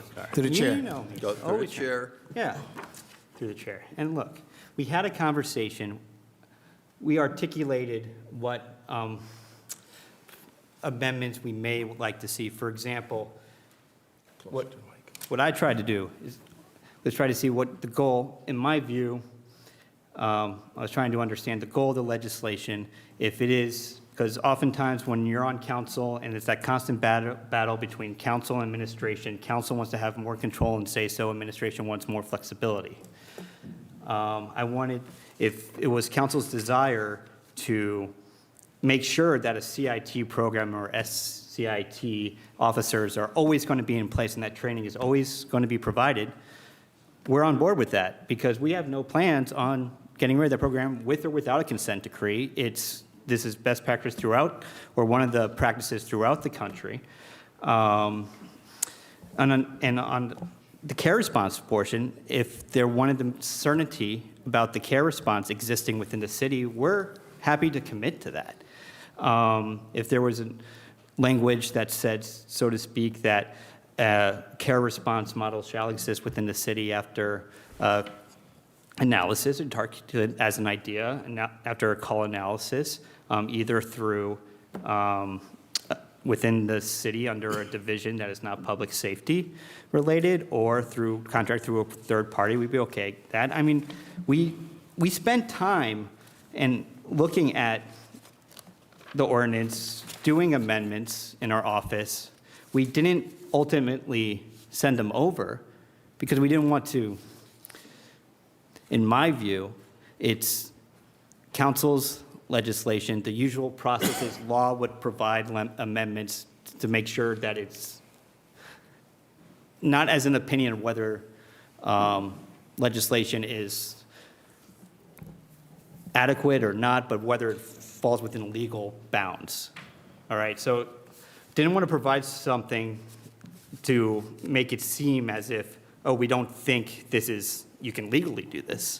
We have different ideas. We're happy to discuss that at the table, but to provide a set of amendments, I think it was our determination internally that we didn't want to represent that this is not an idea that we didn't want to make it seem like we don't agree with care response, which we do. It's really how we go about providing that, whether it lives within a division that already exists in the city or the creation of a new department. Okay, now, just wait a second. You've indicated that you have amendments, that the administration put together amendments. So we know you've stated in writing in the document provided to us that you were opposed to a standalone department. But I think what would have been helpful to us is to see what amendments you were suggesting, and I'm going to ask, since you stated that you have prepared those, I'm going to ask that you provide those to us, so, and it doesn't have to happen right at this moment, but we have an opportunity to review those, because I'm assuming those are suggestions, correct? Through the chair to council members, that's correct. Okay. And again, we're not opposed to care response. No, we're not here to Yeah. be adversarial. Sure, absolutely not, yeah. Want to make sure that's clear. I think we're all, from my take on this, we're all here to try to get this, a better system implemented. You know, we don't want to be adversarial. So, Councilman Starr, continue. Yes, and that's the point. And that sometimes is often frustrated. That's where the conflict have. We're the ones who can make the ordinances and pass the legislation here. And sometimes we can pass it and we don't have to care what the administration think, feel, or whatever. But we oftentimes, me and my colleagues try to make sure we reach that balance. And then for them not to get those amendments, those examples and thoughts brought to them and saying, hey, here's an email. Let's sit down so I can walk you through all the stuff that we have so we could then end up in a place that makes sense for we can be able to move forward on something that is needed. The thing that we don't want to happen is a 911 call comes and we have another incident like Tanisha occur. And they're trying to be proactive, then there's nothing but fighting back and forth as if it's a reactive thing. So therefore, I commend my colleagues and the sponsors of this ordinance for bringing it to the table. I'm just looking to say I support Tanisha's law, and whatever way we need to do to get it through the finish line, I'm going to happily vote for it whenever it comes to the table for that vote, and I yield. Thank you. Thank you, Councilman. Next member up is Councilwoman Welch. Thank you so much. I just want to say thank you for being at the table today. I especially empathize with members of this body and the administration who have had firsthand experience with mental health. I think, one, I want to also thank the co-sponsors of this piece of legislation because it requires a lot of work. I'm here because I think I might be the only person who's actually implemented this type of work. As vice president of RTA previously, we had an ambassadors program, which was one of the first initiatives that I worked on to implement social workers into the agency. And then from there, we worked on the Civilian Oversight Committee, which allowed us to have a more transparent system. And I worked on that with Commander Hudson and Chief Doc Flonse Caver. And I witnessed firsthand over the last 4 years how having social workers present during police calls or calling them to the scene or having them around influenced and impacted in a very monumental way how we bring policing up to 21st century policing. And for me, you know, I've gone through actually police training because it was a requirement for us. Actually, Commander Hudson and I were like, I think I should go through the training. We should have these social workers go through police training. We should have our ambassadors go through the training. So I sat through ride-alongs. I sat through hours and hours and hours of footage watching how the officers responded before we had social workers and how the officers responded after we had social workers. And I have to tell you, there's such an improvement in having someone with a trauma-informed understanding present. And I understand that there's intention, right? But we also know that the road to hell is paved with good intentions. And sometimes when we're in these spaces, I always say to people, possible until we make it happen. And I will say at RTA, it's not a different department. I agree with you there. I understand, like, it might not need to be a different department, but it did have a home, and that home had some oversight. And I have to ask, one, I know we couldn't get an answer on the 7 or 8 clinicians and their overall salary, but I mean, I would assume that you had an idea off top around how much one cost, right? So do you have an understanding of how much one of the clinicians, their salary of one clinician cost? To the, Through in the the spirit chair. of pay transparency? Through the chair, the council member, I don't have that. I just don't want to put anything out there that's not accurate. I prefer to give you the accurate Okay. salaries and benefits. Because I think that that would be helpful in that some of those dollars can translate to the budget that was proposed by the co-sponsors, right?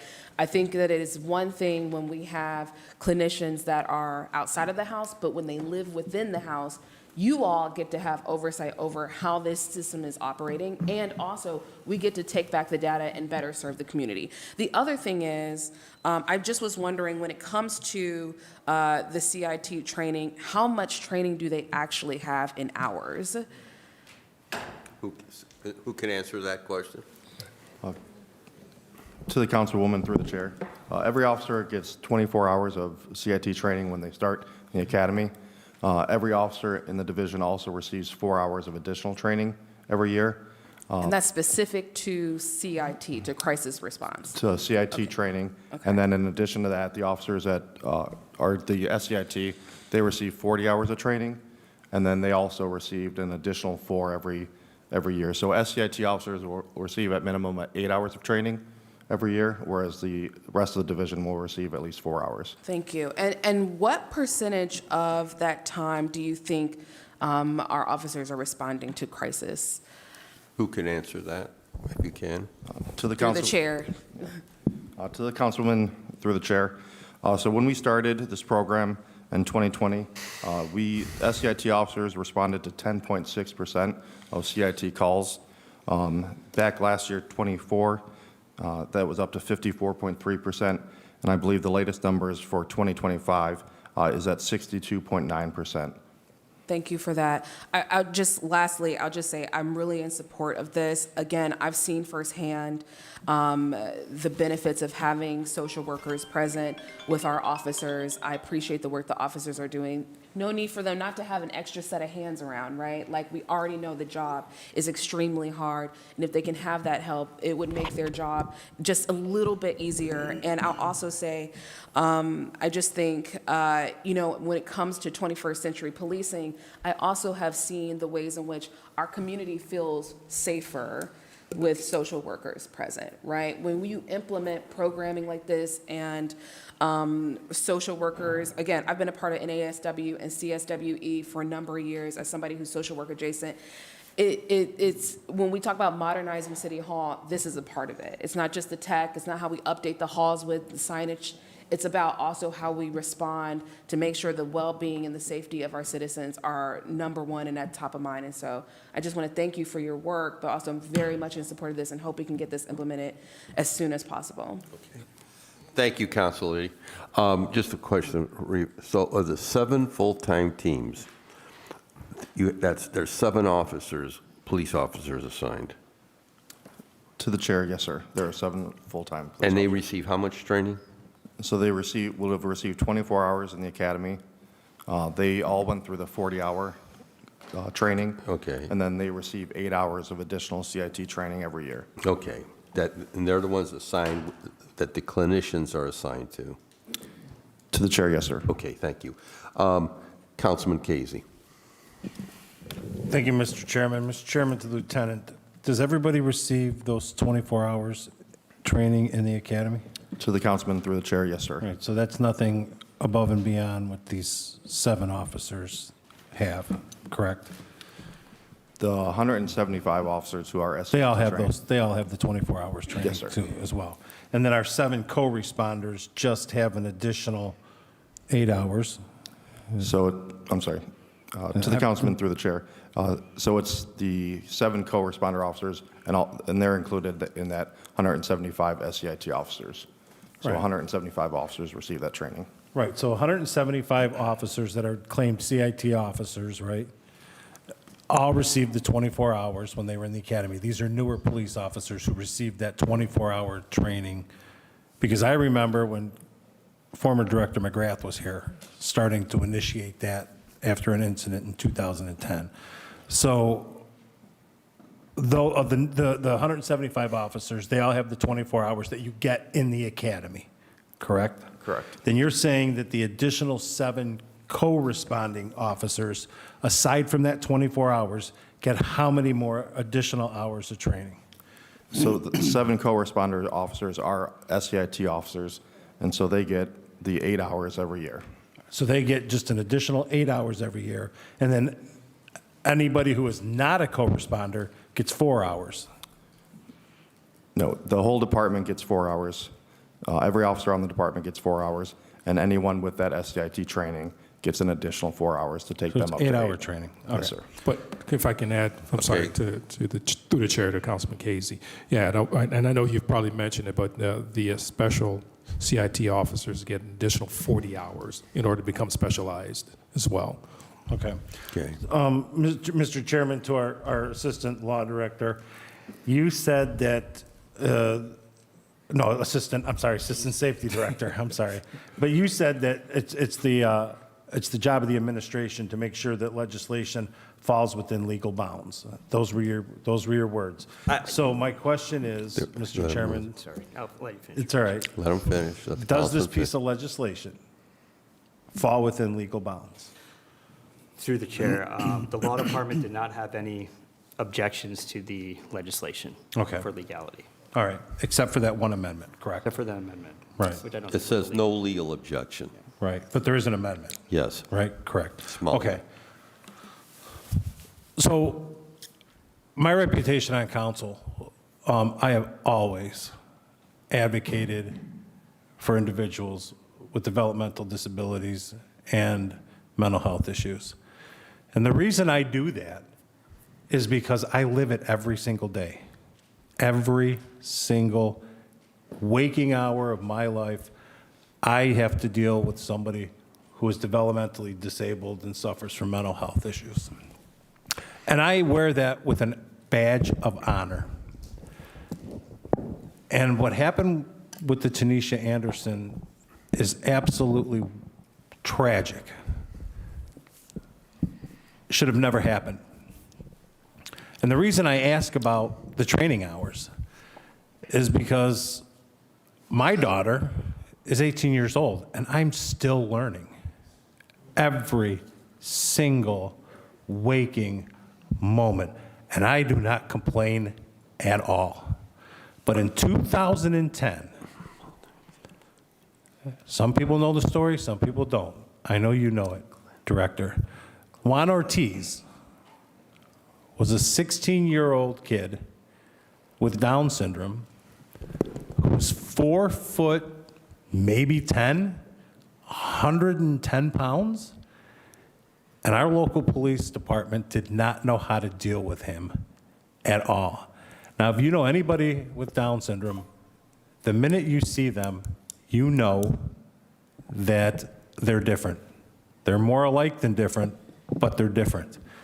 How in God's green, and I am all for this legislation, but how in God's green earth are we supposed to do what we're supposed to do with only 7 people, who don't work 24/7, only getting 4, maybe 8 hours of training a year? A year. There are individuals out there who deal with the developmentally disabled and mental health people who get training constantly. I just don't know how we're supposed to expect the police department, and we have to do something, but to be able to handle mental health issues when they come up on the street. And if I take that 2010 incident, right, those were just 2 police officers who were looking for somebody else. This kid just happened to be wearing the wrong clothes that day, right? And they didn't know how. Now, we know that we have changed a lot of training and everything since then, maybe because of that incident, right? But how are we, if a regular police officer is just rolling up on somebody, just like it happened back then, and they're not trained, right?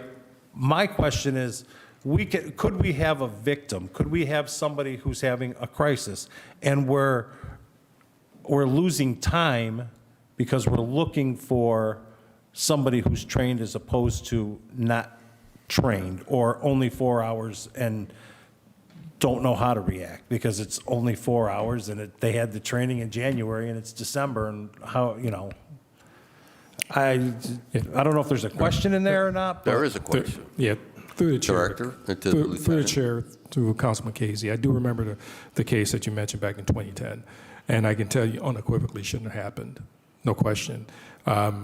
Just thinking about it. Thinking about it chokes me up. Yes, same here. So I understand that shouldn't have happened. The officers involved did not have the training. That's not an excuse. Please, I'm not making any excuses whatsoever. You should not need, in the case that you referenced, you should not need to have CIT training to handle that particular situation. But we do have, the Division of Police and its members, we have training. I know you mentioned the 4 hours and for the officers through our continuing professional education in service, as well as the 8 hours for the specialized CIT officers. I can tell you now, just based on my experience as the commander of a district, as a deputy chief, as the chief of police, and reviewing numerous body camera footage of how officers handle CIT situations now, it is night and day. And that's exemplified by the independent monitors now saying that our CIT program meets all sections with substantial and effective compliance. That's significant. That's because they've taken body camera footage, they looked at it, assessed it, and so forth, and that's what's happening on a regular basis. What happened back in 2010, I can comfortably say would not happen today based on what I've witnessed and based on the video that I didn't show, if you've seen again. And these officers, by the way, these officers were not specialized CIT trained officers. And not only that, one of them was a probationary officer, and the level of compassion that they're showing. So it's a totally different police department. We're handling things completely different, again, as evidenced by the CIT assessment. Councilman? Mr. Chairman, to whoever can answer it. Who does the training? Through the chair, it's through Frontline Services, correct? Lieutenant? To the councilman, through the chair, it's organized through the Adams Board. All right.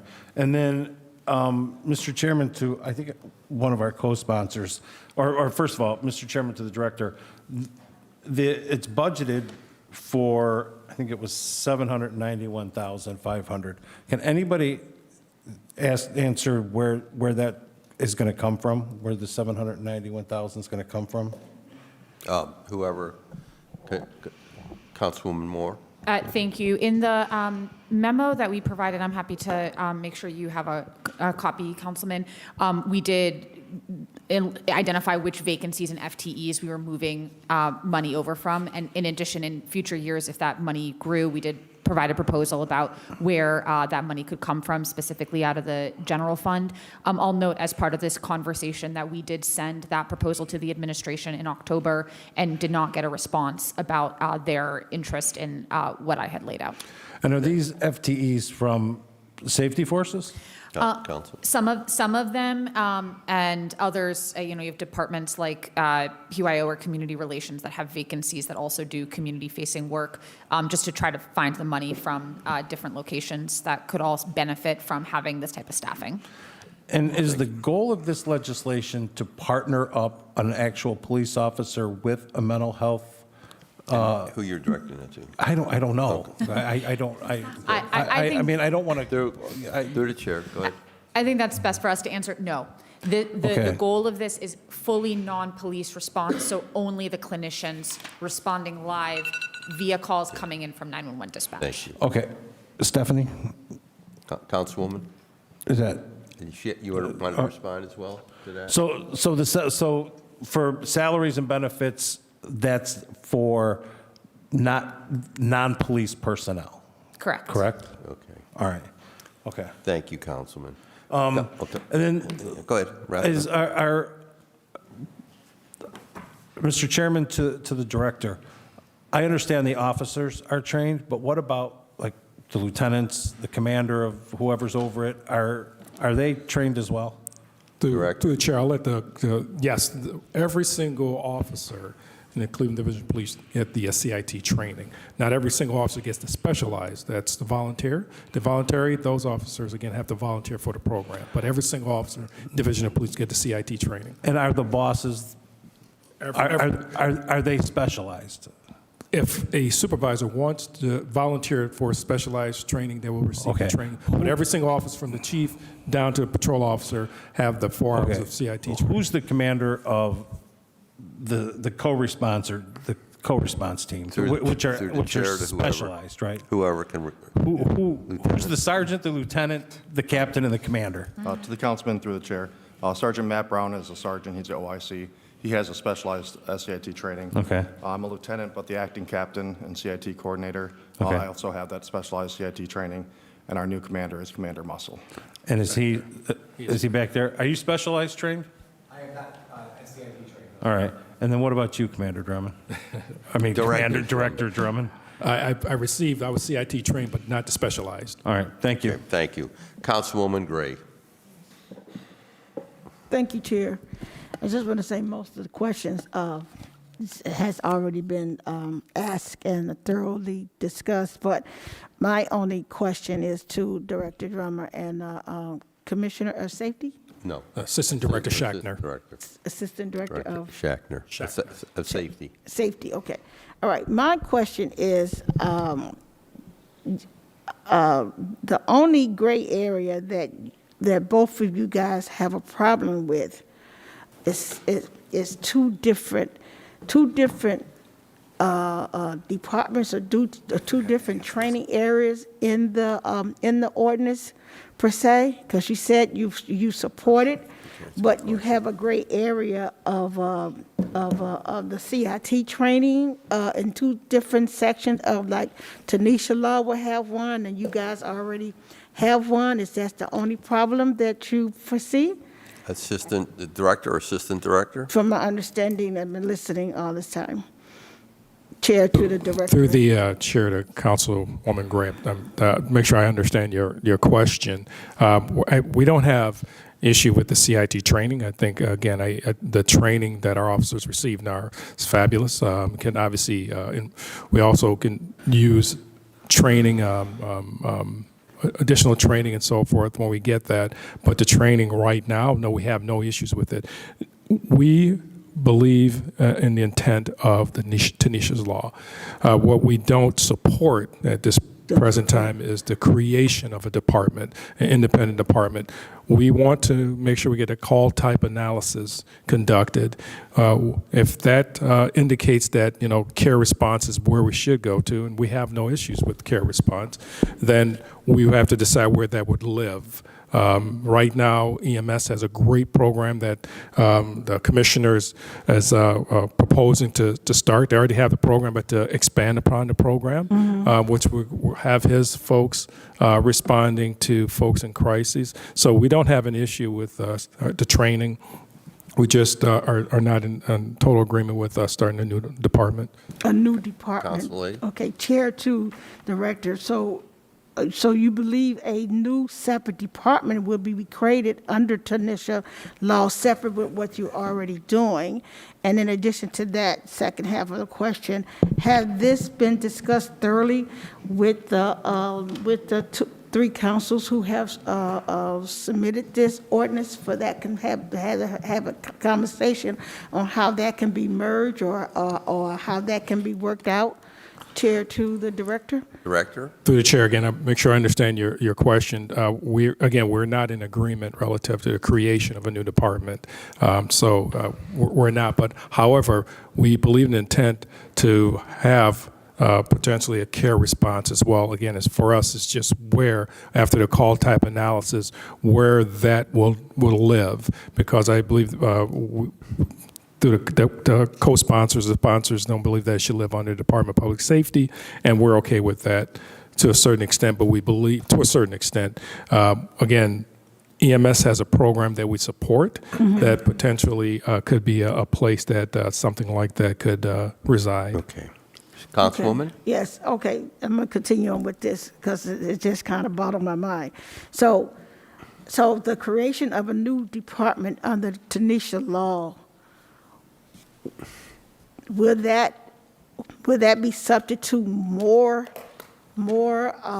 people being employed and more training need to be done under this separate department with Tanisha law versus what all the training and the officers and the specialized clinicals and that you already have?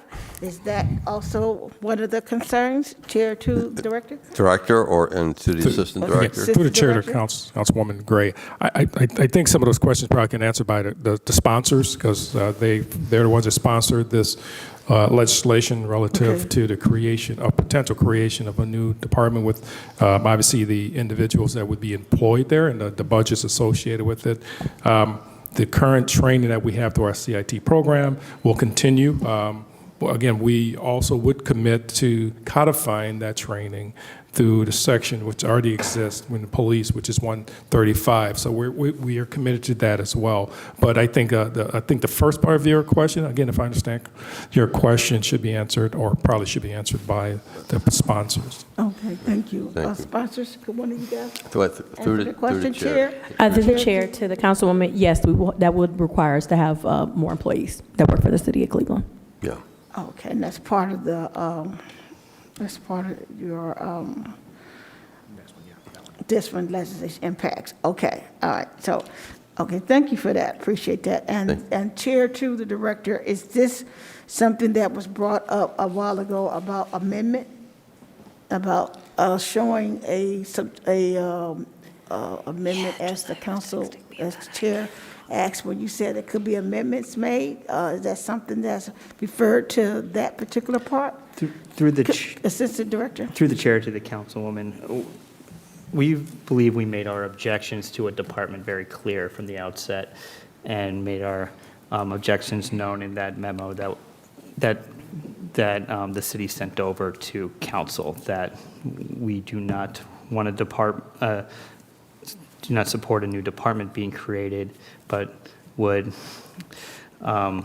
prefer if there was some sort of care response team or division, to have a division that lives already under an existing department within the city. But we, as Department of Public Safety, we're just one department. We can't speak for other departments of where that would live. Okay. Because it was the council people's desire for it not to live be a division under public safety. So it's- Okay, well, thank you for the Councilor? answer. Yes, and so I'm saying the answer, I'm going back to the supporters of this amendment. So, so due to the employees that be separate from this, from the public safety clinical or CITs, where would your employees be under? Would they be partner up?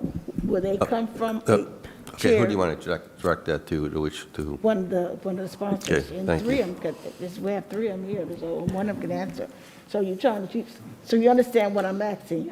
Since this is a separate department, they said it's going to be separate from these employees, but have the same training and the background. Where would these employees be stationed at, and/or partner up with the employees that's already been trained and under the CIP program? Any of the Whoever can respond to that. chair to any of Yeah, the through sponsors? the chair to the councilwoman, that's the challenge. The administration has not given any ideas. They are the ones who are responsible for implementing. But since we are lacking guidance and direction, this is the reason why I have come to the conclusion they are not supportive of this, because the administration has not actually said where would they like to do it, because they will be responsible for it. And we cannot get them to say anything. Okay, well, that's a great answer. So do you, okay. All right, I'm just, yeah, okay, I'm just leave it at that too, until that, that is in-depth. That has to be further communicated among the, from the sponsors and also from the administrative. So I'll just say that I am fully in support of Tanisha Law. We got to start moving forth in a different direction for protection for our citizens. It could happen to anyone. I could just use, I'm just gonna throw this example out. By a lot of the discussion has came up about the young man. I believe that was the young man that was that in Akron? Chair, I'm just gonna have the young man that was in Akron, that was in the bar, and he had an accident. You remember that incident? It been on the news? I'm not aware of that. Through the chair, I'm not, Not yeah, aware that of doesn't ring a bell for me. Been on the news for a while. He had, I think it was in Akron, where he damaged his car. He was in the bar. He had some issues, some mental issues, some problems. Everyone knew him in the neighborhood over there, and he was acting erratic and just loud and stuff. But that was part of who he was due to his mental condition or whatever. I'm not, I can't say that, but I'm simply saying that it was on the news for months. And then the police was called because the people in the bar could not control his actions. They knew who he was. This is how he always was, and always hung in the bar because he lived in the neighborhood. But then when the police came in and tried to settle him down, he got more neurotic and loud, and it was all over the place. And then they took him down to the ground. They took him down on the floor, and they held him down. And he said, "I can't breathe. I can't breathe." And then by the time they decided to, because somebody had a knee in his back, and they had him face down on the bar, on the floor, and he kept saying, "I can't breathe, I can't breathe." And by the time they realized that he wasn't breathing, that's when they called EMS in, and when they came in and stuff, they couldn't revive him. So it's been on the news for months. I believe he's in Akron and Canton 1 to 2. But that shows another example of what is still going on. And I can't say if the Akron officers are having the training like they have CIT training, but that just shows that even after the fact of George Floyd, it happened right here in Ohio. And to say the least that training is always needed. Training is always needed. So we all on the same page of agreement of training. I see you have essential training here. I really appreciate how you laid that out there and how everyone is trained, the hours and the places everyone is trained and what everyone is doing as a whole, per se. But say the least, it's just going to happen if the officers have training or not. Something still happens in the midst of someone going to the hospital or someone dying due to the struggles or the structure of how things are done when officers have to rise in these conditions.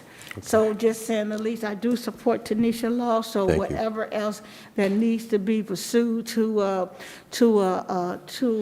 collaborate and to bring this together, I hope that we're able to do Thank you. that. Chair, thank you. Thank you, Council Lady. We have Councilman Moore.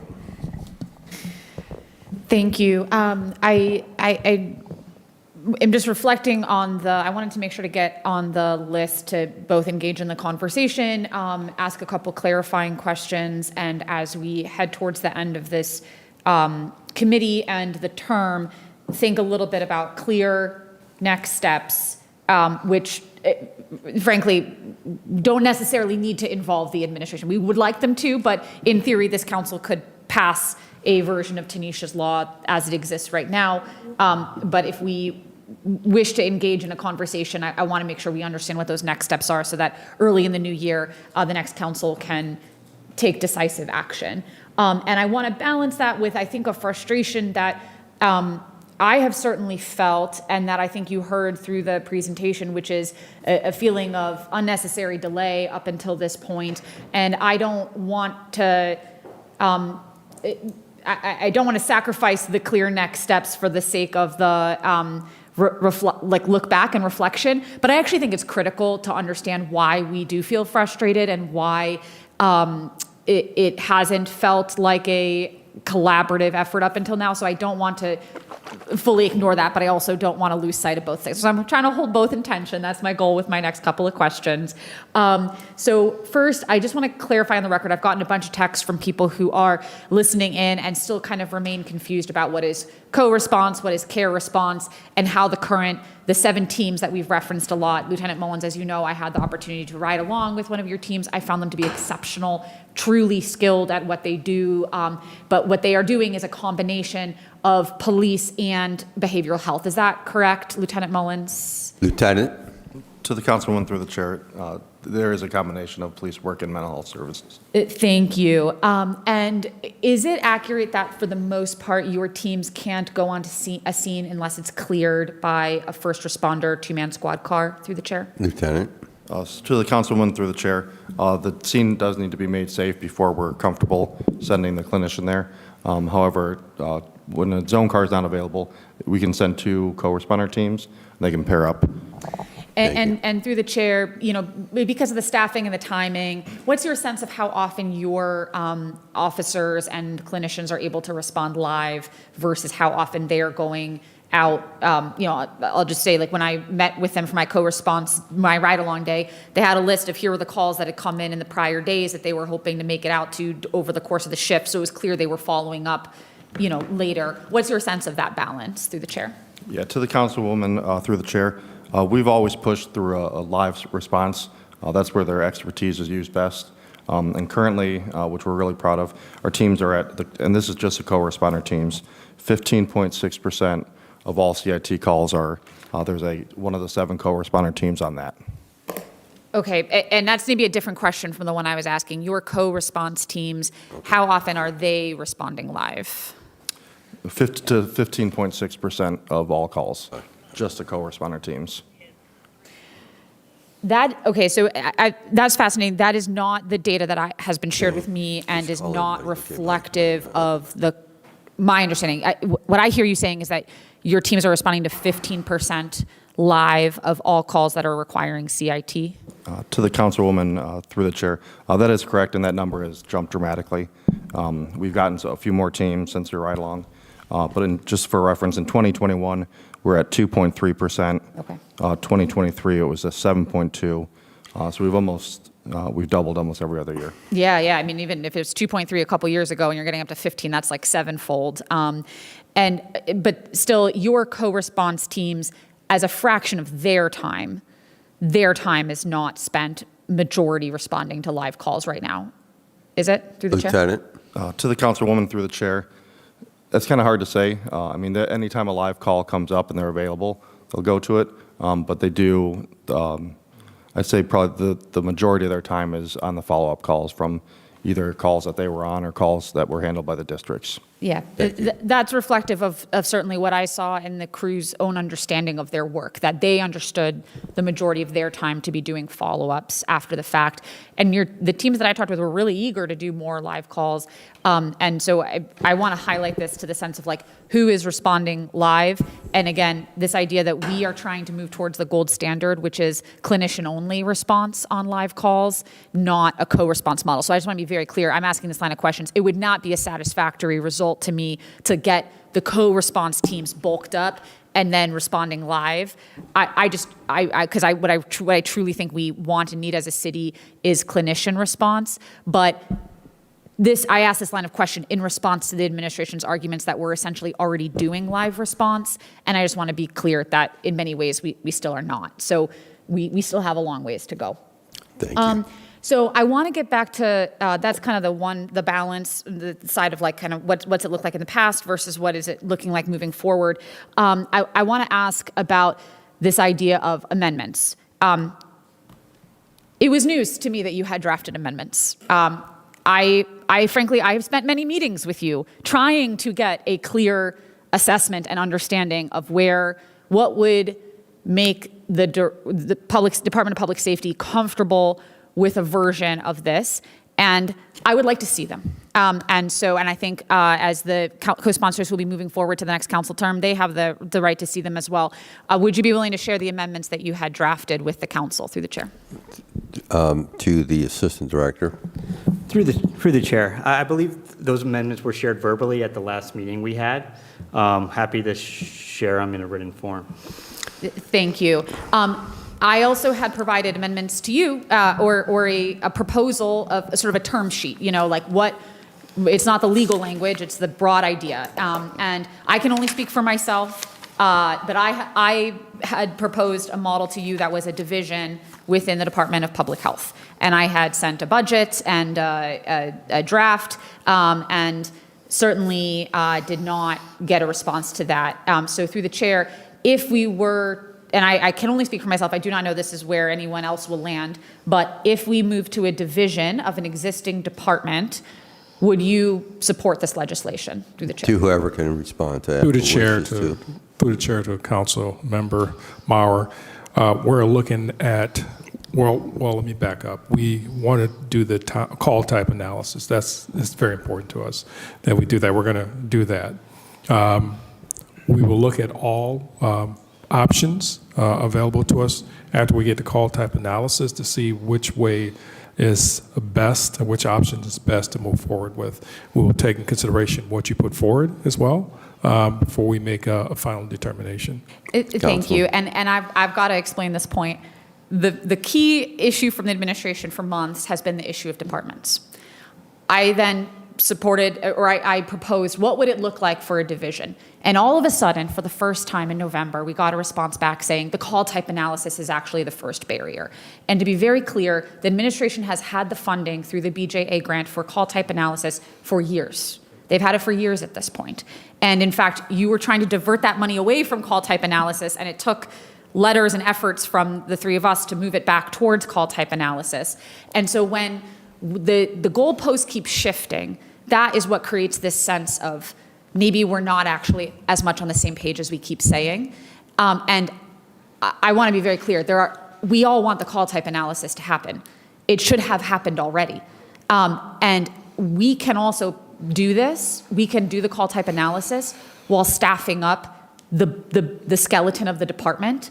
But if we wait, it's going to take more than a year to do the call type analysis. We haven't even issued the RFP yet. We haven't even done the RFP. We haven't gotten the responses. We haven't evaluated the responses. We haven't onboarded those people. We haven't sent them the call type data. This is a year to 18 months. It's just going to get dragged out. And so I want to be clear to the audience, to the listening audience, to my colleagues, and I know many of you are in the same spot. I do not think the call type analysis is a necessary thing before we pass this legislation. It should happen concurrently. It should have happened already. We support it, but we should not wait to do this, to pass this law until doing the call type analysis. Thank you. Any other comments? I want to just end with one final note. I was just thinking about some of the ways that lawyers can sometimes, we confuse things for the public, right? Codifying, what's codified, what's not codified. And I want to be very clear that when we pass laws as the city of Cleveland, not everything we pass as a legal, as a piece of law that we pass, that we sign off on, then becomes codified in the sense that it's then written in our ordinances as the city. All the time, we pass, for instance, like approval for the airport to enter into a contract for salt procurement for the runways. That's not codified anywhere. And in fact, when we pass pretty substantial legislation around lead safe law, elements of that lead safe law that created parts of the Lead Safe Advisory Board and the Screening and Testing Commission, that was not codified. Because the codification is the idea that it needs to be like, written for all to see for all eternity rather than an action that the department has to do. And so it makes total sense to me that other cities don't have a codified creation of a department, but they might have passed legislation saying, create this department, because then that was an action of the mayor's office. And by the way, cities might have different rules about how you create a department. Under Cleveland's rules, you would need to have an ordinance passed. It is, in fact, to create a division, you would need to have an ordinance passed. And so this idea that other cities haven't codified, and so we don't need to, so this is overkill, it's just a misdirection. It's a red herring. And this is absolutely appropriate within Cleveland's system to create a new structure. And I am not going to say that just because another city doesn't do it exactly the same way as Cleveland, or it's not ultimately codified, that it changes things. And I will pause there and hand it over to my colleagues. Thank you. I have Councilwoman House Jones up next. Yes, through the chair to the team here. For the 7 co-response teams that we have, what are the backgrounds, the professional backgrounds of the 7 members who are not police officers? To the councilwoman, through the chair, we have a couple social workers. We have some, is it MASS? Wait a minute, you're referring to the clinicians? That's what I'm not clear, or the officers? The 7 individuals who are not police officers, what are Okay. their professional? Yeah, I can get I don't know all of them offhand, but I can get those too. And through the chair to the team, so what are their actual training requirements? Who actually supervise them? Who tracks their, certifications, making sure that they are staying on top of their credentials? Who does that work? Whoever could answer. Great. To the councilwoman, through the chair. Each of the clinicians are employed by either Frontline Services or Murtis Taylor. They have their own individual supervisors who keep track of all that. Through the chair to, okay, all right. So I think, and this is, and again, so through the chair to the team here, is there any coordination of that with anyone who works within the city of Cleveland? On their, their credentials and things of that nature? How do you know how do you know they are up to date on their certifications? So to the councilwoman, through the chair, when they first get hired and through the background check, they provide their certifications, which we check against a state license. And then after that, it's, I believe it's up to their supervisors to keep track. So, and this is one of the reasons why I'm lifting this one up in particular, is because how do we know? Like, as a city of Cleveland, they're doing work in the city of Cleveland in this co-response model. How do we know that it's actually being done? And that has been part of my perception that we don't.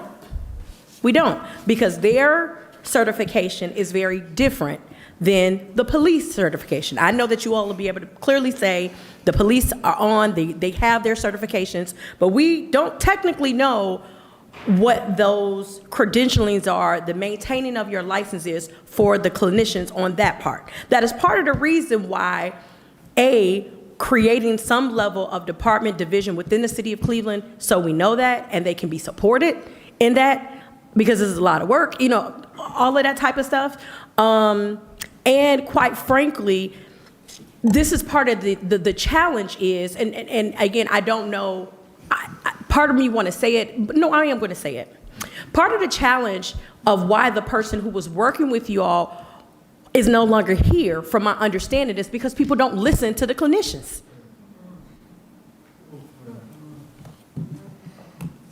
That's from my understanding. I don't know if that is true or not, and I would want for you to lift it up. Is because when you have clinicians that are working in this space, it is always trumping whatever the police say, that's what we do, even though these issues are clinician-based. And I don't know how we get over that. That's like a fundamental challenge that we're having right now, because people don't know and understand what it takes from the clinician perspective. And when we talk about alternative responses for even a peer specialist, right? Because that's one of the things of designing a law that you have peer-to-peer trained people. Who is actually going to give care to them? That is my challenge. And again, as my colleague has talked about, like, why, through the chair to the team, why don't we have the call analysis today?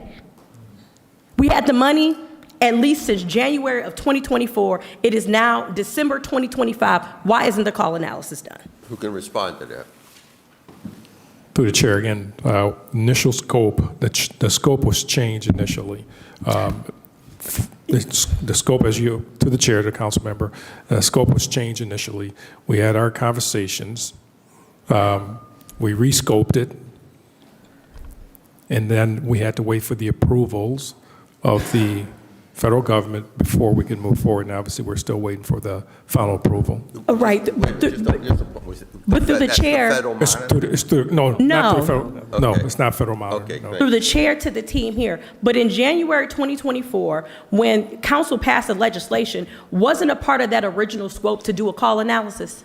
Through the chair, the council member, that's correct. Okay, so so to be clear for the listening audience, be very clear.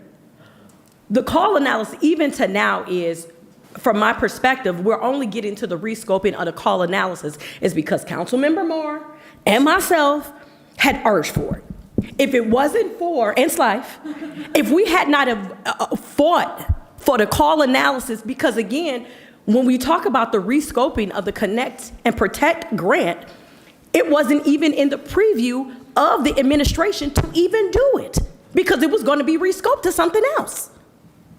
And you could say, oh, we had a change of mind and things of that nature, because the rescoping of, can you do the chair to the team here? Can you tell us what was rescoped when we did this initial rescoping away from the call analysis? What did you at that time want? What did the Department of Public Safety and Administration want? Director? Through the chair, I don't have that in front of me. Okay. I can't, I wasn't ready prepared for to answer All right. that particular And question. this is the type of things too, where it's like my level of frustration at times is like it's like playing with my intelligence that I'm not sure, understanding what is going on here. And it is very clear, you can say that you have a commitment to something, but commitment to something means that you actually take action. And the lack of action from this administration has got me to a point of being frustrated, right? And again, to say, and again, we're talking about the introduction of legislation is a starting point. It is not where to go. Where is the imagination? Where's the things, right? I mean, I can go through a list of things. We can then create PIO to become a department, merging the things together. For years, council members have been talking about, we don't know what's going on with crisis, violence interruption. I mean, you can reimagine community healing.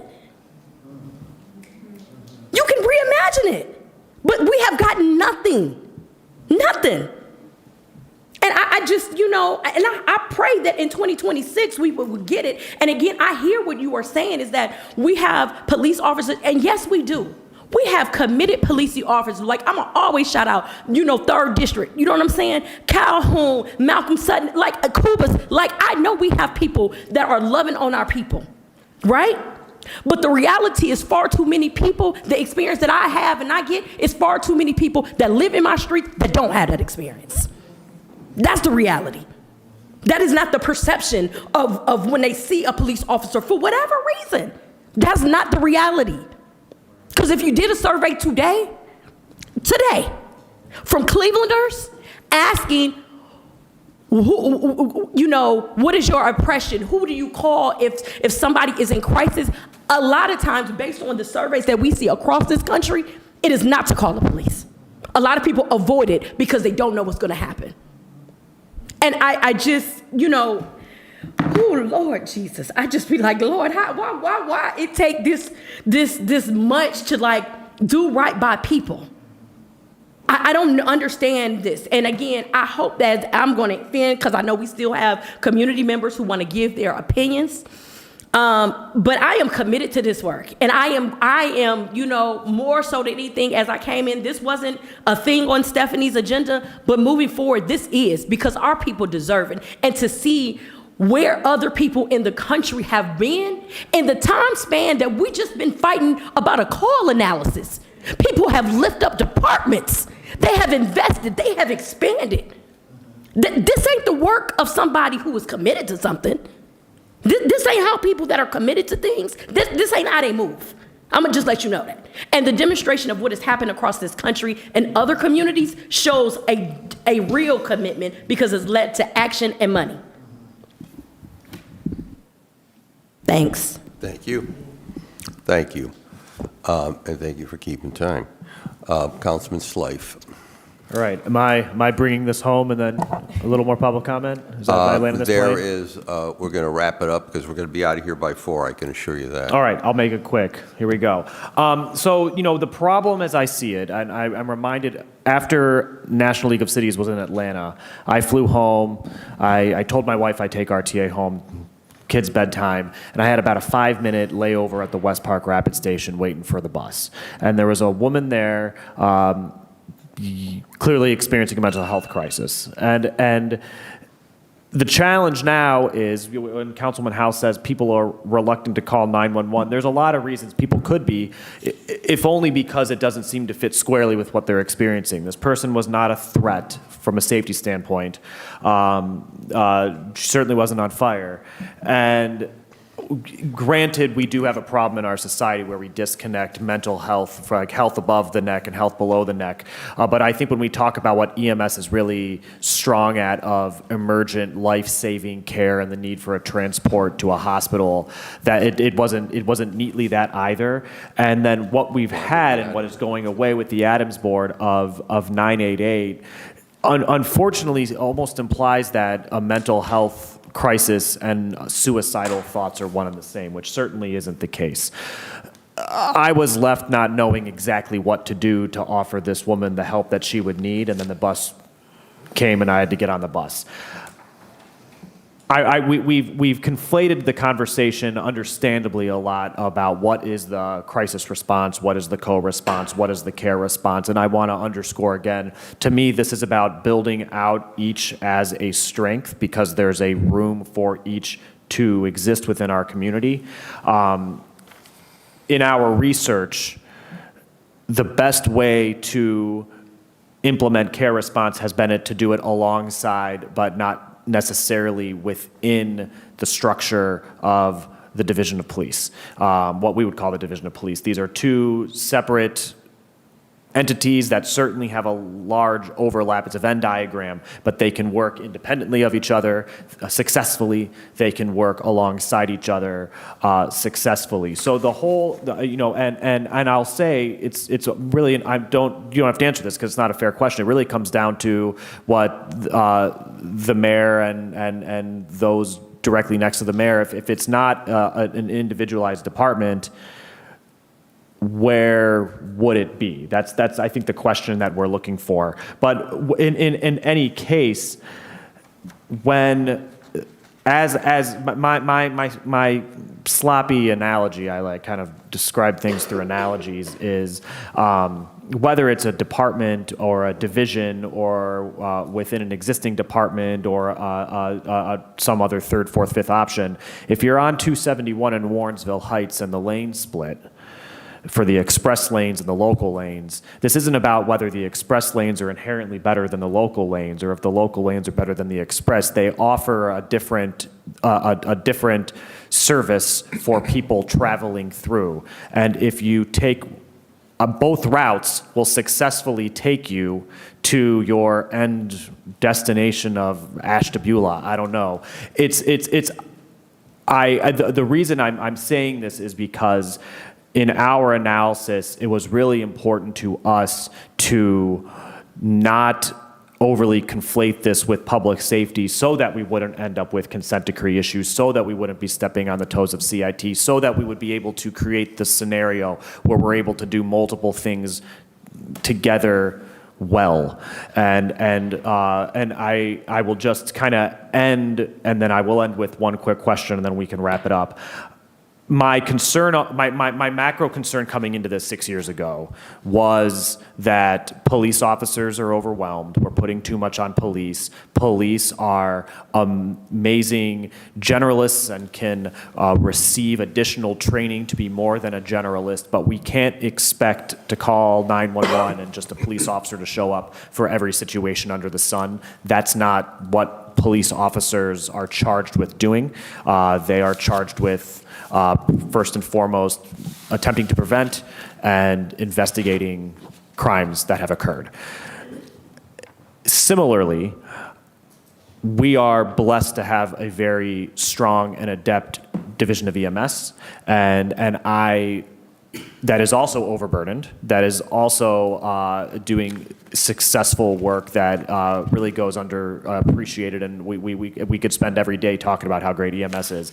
I wouldn't want to create a scenario where we're shifting the problem over to where now we're having challenges with emergent medical care because we overcorrecting by sending ambulances to situations where maybe a paramedic isn't needed. I just keep coming back to my senior citizen who really just needs to be checked in on and determined if she needs to maybe be scheduled for an appointment or something, but it's not something that is, her life is not in danger at this moment. So I'll wrap it up just by saying that to me, I think Councilman Moore's analogy of the lever being pulled, and we're going to pull the lever and magically on day one we're going to have this fully operational system, is exceedingly unlikely. The truth is there will be a learning curve, and I think there's an eagerness from this side of the table to get onto that curve and to begin to learn, and I want to just push that forward, that conversation forward as we move into the new year.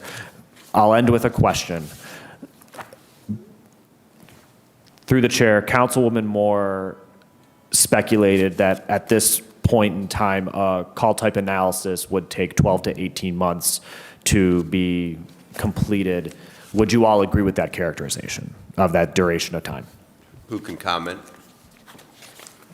Through the chair, I don't know if I agree with it because I don't have the basis to answer that how long those normally would take. Okay. And it's fair, and I think the absence of knowing specifically just, I think, reinforces our concern that we all know what the goal is, but we don't seem to be moving towards it as quickly as we would like to. I will end it there. I'd like to thank my colleagues. I'd like to thank all of you and all of the audience who have sat with us on this chilly December afternoon. But this is really important work, and I'm glad to be having this conversation today. Thank you, Chairman. Thank you. Thank you. Okay, let's see if we can get some resolution here to the requests that have been made. I'm going to ask for the budget for your 7 full-time teams. They're full-time, correct? To the chair, yes, sir. So for the clinicians, we want the budget for them. We want the pay band or if they're on a salary or whatever it is. listen to what I'm saying. I want the budget. I want the pay bands or salary bands. Do we pay Murtis Taylor or Frontline for administration? To the chair, we pay the Adams Board, and the Adams Board, to my understanding, Okay. distributes that. Then we want to know what that dollar amount is. As it pertains, Councilman Casey had a question as well. As it pertains to the district, how are they assigned? Are they, you indicated they work out of one location downtown, but how many are assigned to each district?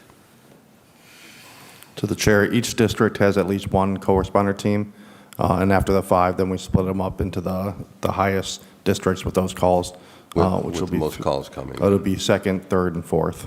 Okay. We also want job descriptions for the clinicians. And as it pertains to the officers that are assigned, how are they picked? Through the chair, the councilman, we have a anticipated assignment that goes out, correct? I don't want to speak out of turn here. There's an interview process, and they're ultimately selected by the lieutenant, I believe, correct? Yes, sir. Okay. Is there anything within a collective bargaining agreement that has any impact on who the officers are? That's a good question. To the chair, that's a good question. Yeah, we have a management selection as well as a seniority selection. Okay. Okay, so I'm going to quote, we have, before I wrap it up, I have one other person who wished to testify, Alicia Bell Hardaway, if she's still in attendance. Chair, can I defer my time to Mr. Anderson? He would actually like to. Well, Mr. Anderson spoke already. No, he did. He came back. He got his bearings and he would like to speak, actually. Wait, Mr. Anderson spoke first. He was the first speaker we had. He wants to speak again? He does, sir. Okay, Mr. Anderson, 3 minutes, and Yeah, you're good. just sit there, Gil. Slide it over. Yeah.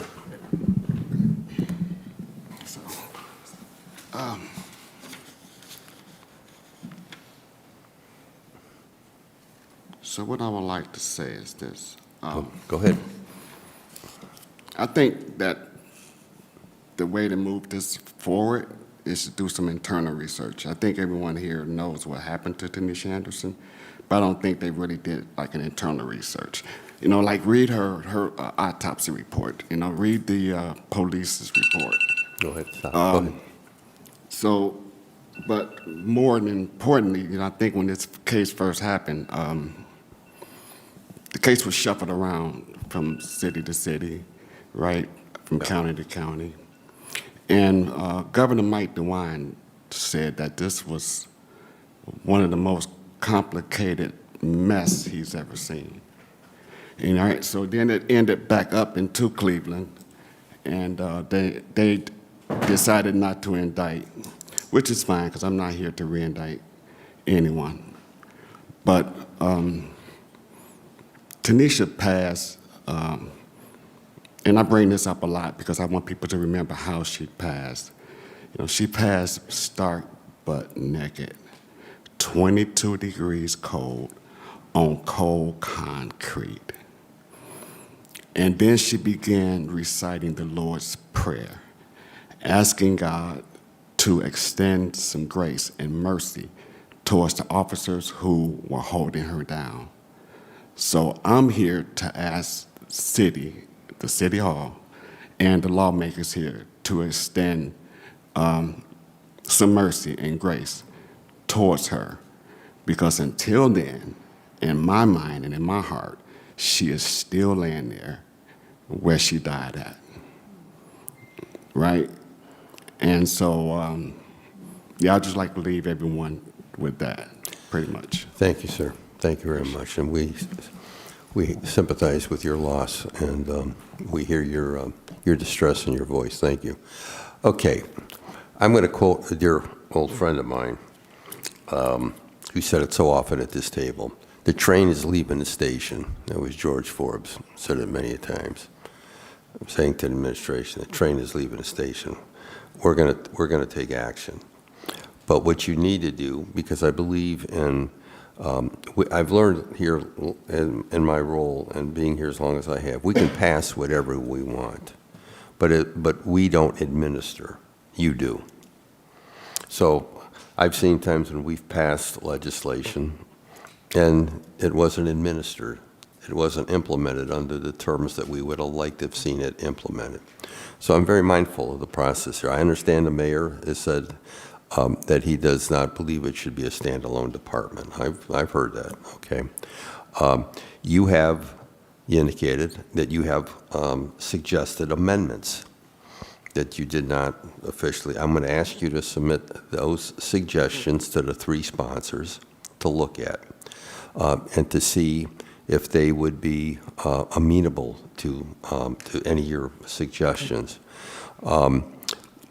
We heard at the table that Director, you've indicated that you believe this should be a part of EMS, correct? Through the chair, not necessarily a part, that's something through our evaluation when I mentioned that they have a program. Okay. What I mentioned was the dispatch, mental health dispatch through, administered through So, EMS. Again, we're going to look to your suggestions, but again, I want to say this, the train's leaving the station, we're going to take action. So you can either get on board or you get run over. That's how it works around here. And I know how to do that. So you get on board, you work with us, you figure out how we can make a system work. We're going to ask for whatever documentation you have as it pertains to number of calls that you've had to respond to, and I hope our research staff is listening. How many calls your teams have had to respond to, and if you have it broken down by district, would be more helpful. Whatever data you can supply us would be most helpful, because we had our last meeting on December 1st, but I can assure you, we're not going to go through the first quarter of next year, nowhere near the first quarter of next year, without having a law in place, without having taken action. We're going to take action. So you can get on board, to train, or you can be looking at the caboose as it goes over you. So that's where we're at. Supply us the information. The Assistant Safety Director is very knowledgeable about a whole lot of things. I would ask you again to sit down with the 3 sponsors, and I hope the 3 sponsors would make me aware of that, because I don't know if I can attend all those meetings or whatever meetings will be, because I've got a lot of the responsibilities now. And let's get it done. Let's get it done. Let's get something we can all point to and say, look what we did. We heard the public, we heard the concerns of like Mr. Anderson and others, and we're going to do whatever we can. And the other internal question is, I think you have to think internally, do we need to beef up training, additional training? Because I've heard different things. I've heard the hours, but in my own mind, I don't know if that's sufficient. But then I've also heard that we've made progress, and I want to point to Dr. Anderson. I don't know if she's still here or not. She was here, because she keeps me apprised, because she is telling me we've made great strides in many areas within the Division of Police, and we all need to be aware of that. We need to be aware of the improvements and that we've made. So again, you've heard my request. I'm going to ask for those officially. Again, you've heard the whole issue with budget pay bands, job descriptions, whatever information you can supply us, the financial details. A standalone apartment, I'm told, would be estimated somewhere around $3 million. So, on our side of the table, we have to be responsible as well as it pertains to financial realities that we're confronted with. So it's a balancing act here. We're going to do what we need to do. We want you to be partners with us. We want you to have input into the process. But this is 2 years, 2 years in the making, 2 years. And again, to the viewing public, we just got this back just before Thanksgiving. You guys had a lot of time to work on this. You had a lot of time to come up with some, I think, reasonable recommendations and some solutions here. So we're in the home stretch. We're in the 4th quarter. We're going to get it done. So you heard the request, and work with my colleagues, and if I have to hold a special meeting again, I will do that. That's not an issue with me. That's what we're here for. We're here to work on behalf of the public. So without further ado, any sponsors have any further comment? Any further comment? Just thanks everybody for your time and commitment, and looking forward to the great things that we'll do to change and transform how we're serving people in Cleveland come 2026 and beyond. Thank you. So thank you. And a Thank thanks you. to the chairman for hosting this in December. Thank you. Thank you to my colleague, my three colleagues, the sponsors. I'm sure there'll be other additional sponsors who will wish to go on there, including myself. To the clerk, you'll hold this until further notice. But it's not going to be, to the administration, it's not going to be held long. Okay, so you understand where I'm coming from. Get on board. Get on board. Let's get it done. To the public that is here, thank you for your attendance. Thank you for your comments, your engagement. Those who are at home watching this, sometimes as the comments made, you don't want to see legislation and hot dogs made. Okay, so we're not making hot dogs today. We're making legislation. We're creating something that we believe is going to have a meaningful impact in the days and months and years to come. So on that note, without further ado, I want to thank everybody who's here. I wish you, if we're not meeting again toward the end of the year, I want to thank you all. Wish you a happy, a Merry Christmas, joyous Hanukkah, and joyous Kwanzaa. Committee's adjourned. Thank you. Christmas. I said Christmas.